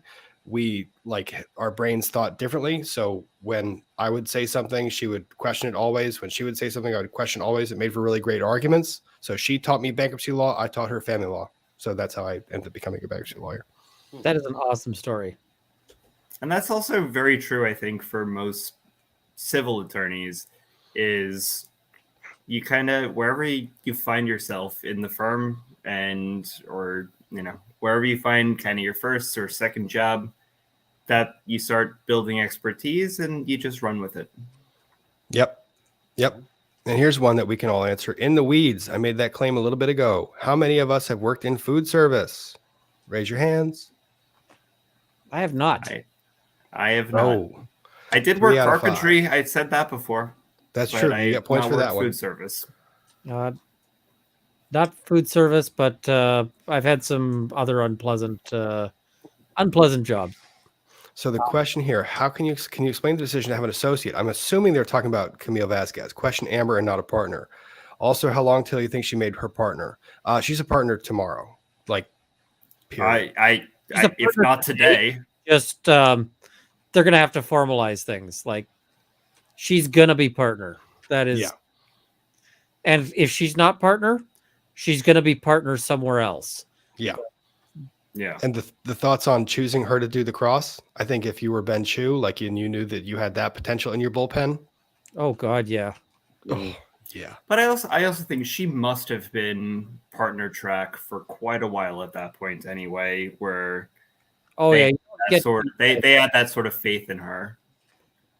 Yeah, and I feel like maybe it's just a question of if they want to make her maybe just straight up equity partner and she has to get the buy-in. Who knows? But I feel like, after this, you don't have a choice. Yeah. Her email box right now is probably full of firms trying to throw money at her. Trying to poach? Yep. I would if I had the money. Yeah. Thoughts on the question? Doesn't AH team reading the proffers into the record indicate they were prepping for possibility of appeals? So this is something that was kind of unique. We saw them read the proffers into the record at the end of their case in chief. I anticipated that we would see the same from Johnny Depp at the end of his case in chief. We did not. They read their proffers into the record, which is the proper way of doing it in these trials. You have to read the proffer of what would have been presented if the judge didn't rule against you. So I don't know what that meant. I think I took from it they were exceedingly confident that they were not going to be appealing anything because they thought they were going to win. I actually took it as almost arrogant confidence, but perhaps that I'm misreading the later. I mean, Joe, you picked up on it. I didn't even see it. Yeah, that's a great catch that I didn't even think of. So you're absolutely right, Joe. Cool. Go me. Cool, Joe. All right. Salvador Airbus. Would it be possible that the zero they put for punitive is the one they left blank, and that's why they had to go back and put the actual amount? No, the judge said you have to actually put something in compensatory. So what did you guys? I'm sure you would discuss this earlier, but I'm curious about the crew's whole take as far as how this money came down. I assume you're all on the same page that I'm on, that there was this horse trading going on. 6 out of 7 jurors wanted to give a massive slam dunk to Johnny, which is why they have the compensatory plus punitive. One person was not there and said, no. And they basically said, okay, we don't want to argue about this for another 2 days. Let's just give her back $2 million, and that way she can have the win in her column, and ultimately Johnny wins. Are you all on the same page that I'm on? That's the very likely scenario is how things broke down in the jury room. Or do you see it some way differently from that?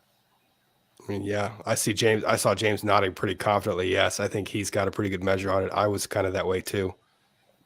Okay, Yeah. So that being the case, because this was an interesting debate I was having with Kurt earlier, where he was talking about punitive, and he was making the point compensatory is supposed to be only about like, this is what your damages were, and they're compensating you for that. You suffered damages, and we're going to fix it. And then on top of that, punitive is a totally different accounting as to how much we want to punish you based on the level of wrongdoing that you committed that got us here.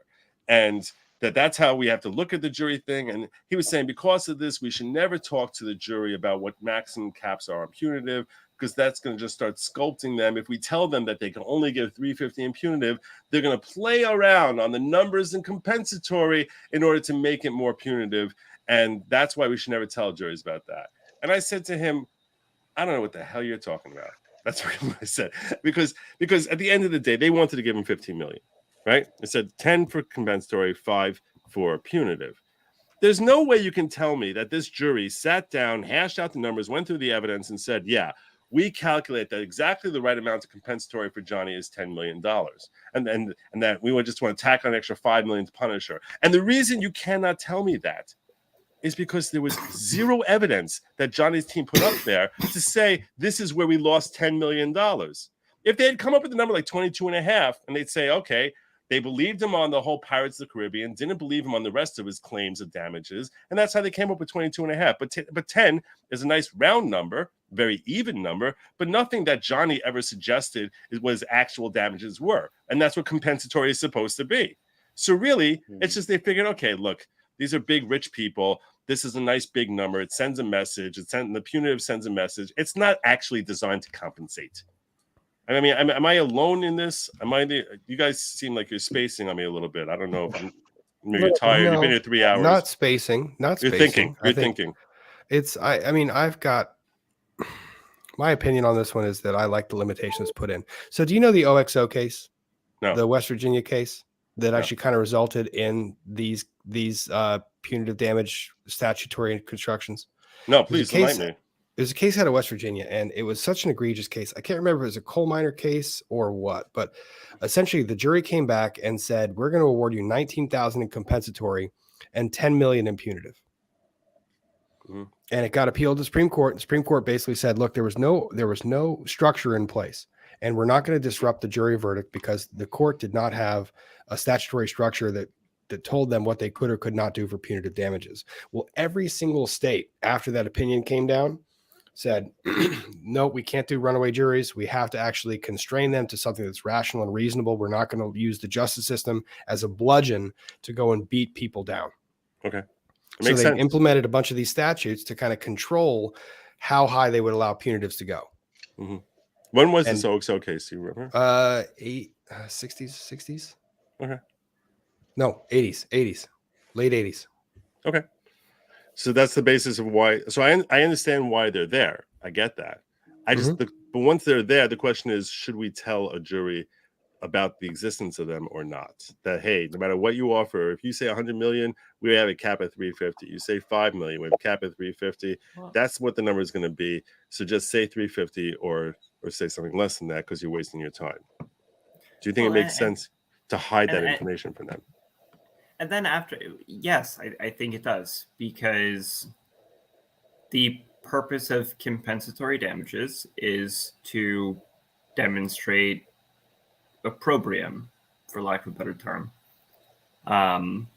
And if you tell them that the only amount of outrage you can demonstrate is $350,000, they're going to find more. Maybe they throw that onto the compensatory. They'll jack up the compensatory. Yeah, to make they won't have the factual justification for it. So I think that the idea, it's the same reason why we don't tell them about jury nullification. Right. No, it's that we want them to come across with an honest statement. And what they demonstrated here was, we think, $10 million, which would be about half of the Pirates' loss, was appropriate compensation. And we think half over again is because we just don't like this chick. And my point is that the round number of $10 million having nothing to do with 22.5 means that they were not trying to compensate. They just came up with a nice fat 8-digit number and they said, let's do this at 10 million. That's that. They wanted to say, we're going to give you a big judgment here, but we're not going to go the whole 22. That's what I'm saying is there's no evidence on the record which supports 10 million. You do agree with that point, right? I mean, obviously they're going to have to do some approximation, right? Because they're not going to end up coming back with like, hey, we think that it's exactly, 13 million and, whatever down to the cent. Mm-hmm. Like, that's just not going to happen. I was thinking to some extent, maybe they just came up with, it's been 6 years, but you figure 5 since the sort of damage was done, give or take. But yeah, maybe $2 million a year to him, $2 million to her, and we call it a break.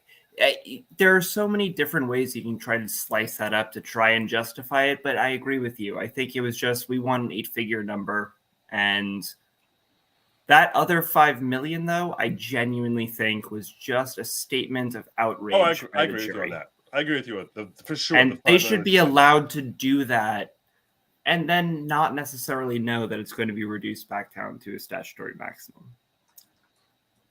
And I think after the OXO case, was it Johnson & Johnson that basically just said anything that is punitive beyond a 1-to-1 ratio is constitutionally suspect. And so different states started enacting their own statutes to try and avoid that.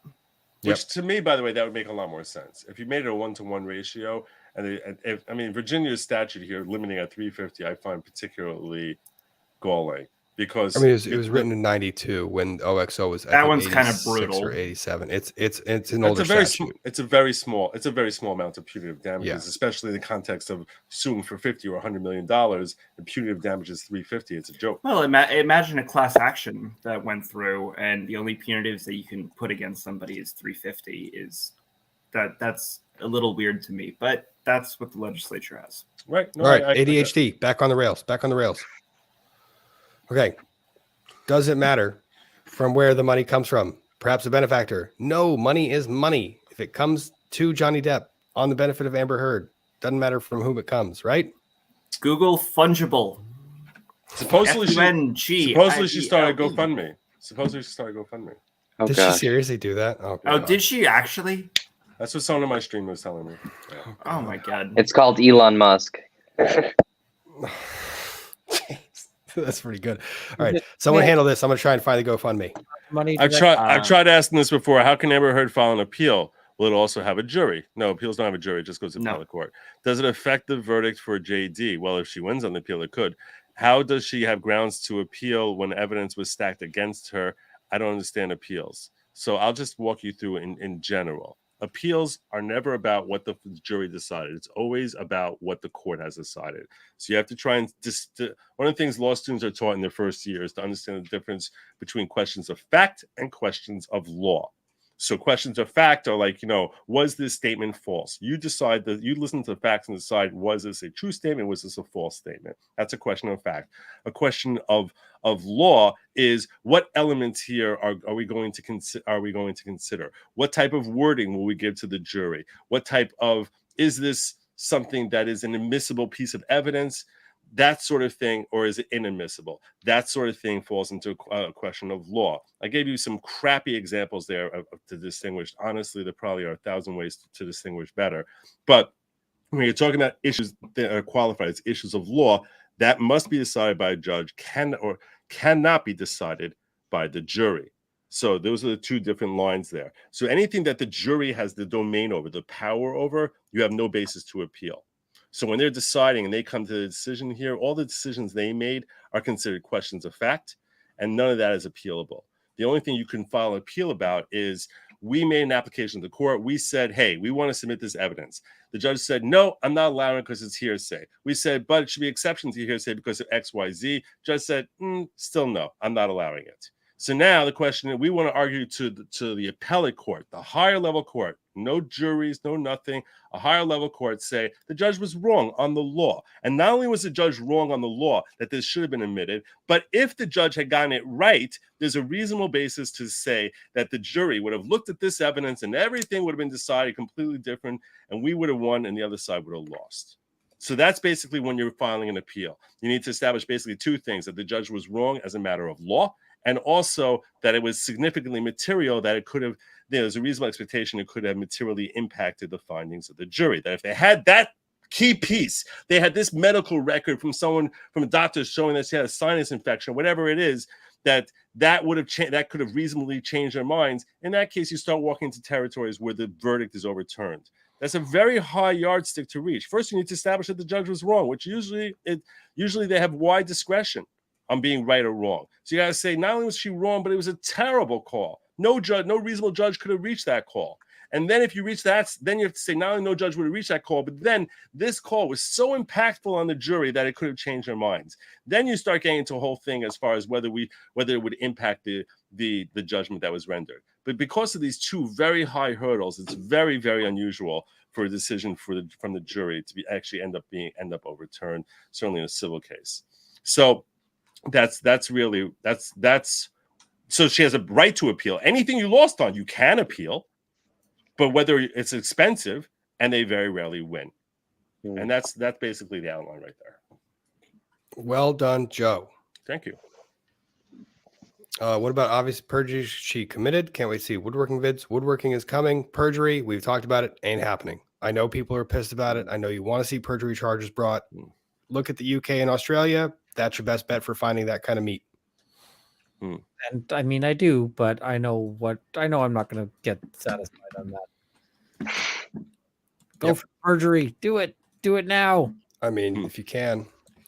Doesn't defamation constitute willful malicious injury, aka non-dischargeable? Yes, we talked about that one. It is a willful malicious injury. She is barred from making that argument in front of the bankruptcy court. Collateral estoppel prevents her from making that argument a second time after she lost the first time in state court. So you are right. Good on you, Arkansas law student. Who is the hot guy they planted next to Camber during the trial? Didn't hear a peep out of him. Must have been James from court. Bo Jambo. Was Elaine asking all those leading questions that were objected to actually a strategy to help during testimony? It was just Elaine trying to keep her witness on a very short leash, that witness she could not control, because the second she let her off that leash with a non-leading question, she was going to put herself into more hot water. And she did repeatedly. And by the way, there's nothing wrong asking a leading question and letting your opponent object. That's true. Unless you're worried about ruining your flow, which sometimes you really don't want that to happen. Yeah. Or, unless you're all where I am, you can get if you push the leading thing, you can actually get an instruction that basically says maybe your evidence should be given less weight because it was led. Wow, that's interesting. Yeah. So Phil Hartman, the correct date was May, not March, but it was May 27, 1998. Phil Hartman was murdered by his wife. Fate for JD Justice. Robin Runkle, thanks for respectful coverage of the trial. Means so much for a grateful survivor of cis and mom like AH. I'm sorry for everyone out there who was ever subjected to anything like this. Yes, Phil Hartman was shot and killed by his wife. This was a case, and the Johnny Depp case resonates very strongly with a lot of people because they see that that's where this could have gone. So, yeah. Much love, RIP Phil Hartman. He was a great comedian. If those of you don't remember him, look him up. Some of the best comedy you'll ever see. Yeah, he was great. He was murdered, right? Yeah, his wife shot him. A shotgun, right? I think. That's crazy story. Crazy. It's story. Terrible. Yep. Patty Glore Linson, thank you for the very generous super chat. Hi guys, thanks for your review. This is an amazing win for men who are survivors of abuse. Big win. AH is not a victim. Former violent crime victim. 1, I'm sorry you ever had to go through that. And 2, thank you for the observation and thank you for the donation. This is a huge case for a lot of guys out there. Rob, can you tuck me up in the script over there? I threw you in there. You're in there now. Because some people were asking about it. I Yep. haven't looked, but yeah, I saw it in the chat and I jumped over and threw it in there. that's very kind of you. Thank you so very much. I feel like a jerk asking for that and then telling you that I actually just got a message that I have to call someone. This is actually a LawTube related thing that I actually have to call someone like right now. So I'm gonna, if you're still around, like in like 15 minutes, 20 minutes, I'll pop back in. Assuming I finish up, but I do have to make this call now. But yeah, you guys keep it going. You guys just like freaking dominate. You're like Oh you're my like gosh. Terminator. You're intimidating. I feel like a little man. I'm so humble here. Like you guys just come in here and just like YouTube. You're like wrestling YouTube to the ground. You're like freaking the YouTube bear. It's like you have your hands on the throat of the bear, like and the bear is like, okay, you can have whatever you want, and you guys are just freaking raping the bear. And I say to you, go freaking go. Maybe don't say the R on the bear. In the Yeah, same that sentence. phrasing I might have said been. groping the bear. Okay, good clarification. Thanks, Joe. It's my New York accent. Okay, that's what I said. I'll try to get back in here soon. Love you guys. All right, love you, buddy. See ya. Okay, now that we have officially kicked the bear is wrestled. All right. In Virginia civil cases, is the loser required to put the judgment amount in trust before filing an appeal? I know that it is true in other states. There's a bond they have to post. I don't know how significant or how vast that bond is. I will have to double check that on a judgment of this amount. I cannot imagine they're gonna have to post the full 10 million. But I will get back to you, Melissa. Actually, I'm gonna write that stupid. I'm gonna write that down. It's gonna drive me nuts. I'm gonna forget it. While I do that, someone else want to hit that? Sure, I think it's entirely possible that he just donates the money to the children's hospital. I think that would be the best thing from a PR perspective. Or, as we said, give the 3.5 to the children's hospital and pledge the other 3.5 to the ACLU. Yep. Mm-hmm. Yep. Guys, we have 7 more left to make it through. We're going to do it. Lightning round. Can Depp sue the Washington Post and ACLU now? Nope. No. Oh, that was a Statute good one. of limitations, I think, already. Unless they punch him. Yep. Amber appealed. Legal thoughts. I have not seen a notice of appeal yet. I will probably check in with that. I'm sure that Hogue, who does headlines and hangouts tomorrow morning, will probably have an update on that one. At stupid early o'clock. 7 a.m. Oh, my word. It is 12:55. Okay. Can I pledge to pay taxes? Same thing, right, dude? From your lips. Yeah, same thing. I wish. So many times. Hi from New Zealand. Result you were expecting? No, pleasantly surprised. No. And hello. They mentioned the jury names will be sealed for a year, but can they do press in the interim if they choose? Do the lawyers Yes. have press restrictions? They can choose, and especially if they choose to do an interview with a young reporter, James from Court, I'm sure that would probably get him to the top of every single magazine periodical in the whole wide world.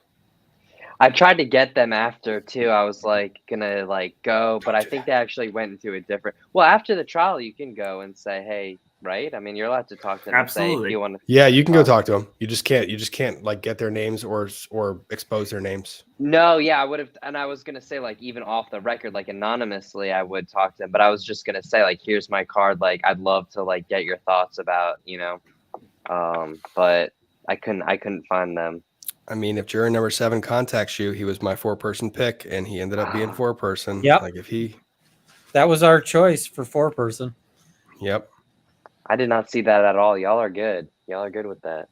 It was 8 if she was still in the running, and 7 if she wasn't. Yeah. Yep. I want to get 8. I want to talk to her. Oh, she wants to talk too. Yeah. Oh, she's out there just champing at the bit. I know that. She is writing yeah. on Facebook anonymously. Oh yeah, she's out there waiting for someone to contact her, or she can reach out. So, hey, It is juror number 8, if Yeah. you're watching this feed, we're happy to do an interview of you. Yeah. Liz Latham, could you do a video of the NCAA strategic plan to get Brown v. Board? Actually, strategic litigation is a very cool topic. Master Cakes, the Colorado Baker, that was one. Little Sisters of the Poor, that's strategic litigation. Brown versus Board, strategic litigation. Plessy v. Ferguson. Yeah, Plessy v. Ferguson, Yeah, strategic Plessy. litigation. Yeah, They found the lightest colored black band that they could possibly get to go onto the train. That was absolutely strategic. yeah. So it's a really big thing, and you have these big enterprises that have the resources and money to bring these cases up and make sure they get to Supreme Court. It's a really pretty interesting topic. Honestly, not a bad video.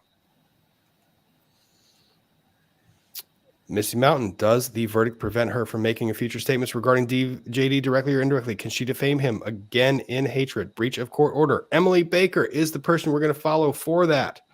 Yep, we are going to go ahead and make sure that we follow her and check out all of that. And with that, dun, dun, dun, dun, dun, we are done. Thank you guys so much for sticking around. James, thank you for jumping on. I know you're freaking exhausted, buddy. Ian, John, all of my panelists, you guys stuck around. Why don't you guys tell everyone who's still in the chat, the 14,000 that are still here, where they can find you? I will link your description, but why don't we start with Runkle, then John, then James, you get the last word. YouTube at Runkle of the Bailey. I talk a lot of Canadian criminal law and, general legal topics. So check it out. All right. Yeah, I only have a J. Robine Law. It's right there. If you want to follow me, I'm still working on setting up the logistics for the YouTube channel, and I'm hoping to put together some interesting stuff for y'all. So if you want to follow me there, then there's a lot more to come. Thank you for having me. James? Yes, and you all can follow me on James from Court everywhere, YouTube, Twitter, or Instagram. And I just started this week, so I'm trying to figure out what I'm gonna do next, report on. But thank you so much to Rob and Ian for guiding me and showing me the ropes and really helping me maneuver this whole thing. I really appreciate it, y'all, seriously. Thank you, Ian. And thank you, James and Ian and John. My brain is all over the place. Thank you, everyone who showed up on this live stream that went for 3 hours and 45 minutes, even though I was only planning on speaking for an hour. You guys are nuts. To my mods, the chat apparently was very well behaved tonight, and I thank you guys for doing that. That's awesome. And you know what? Keep an eye out. We're going to put out some more good stuff, and we're going to keep having fun. So thank you again. I'm going to go ahead and check out of here. So we'll see you guys another time.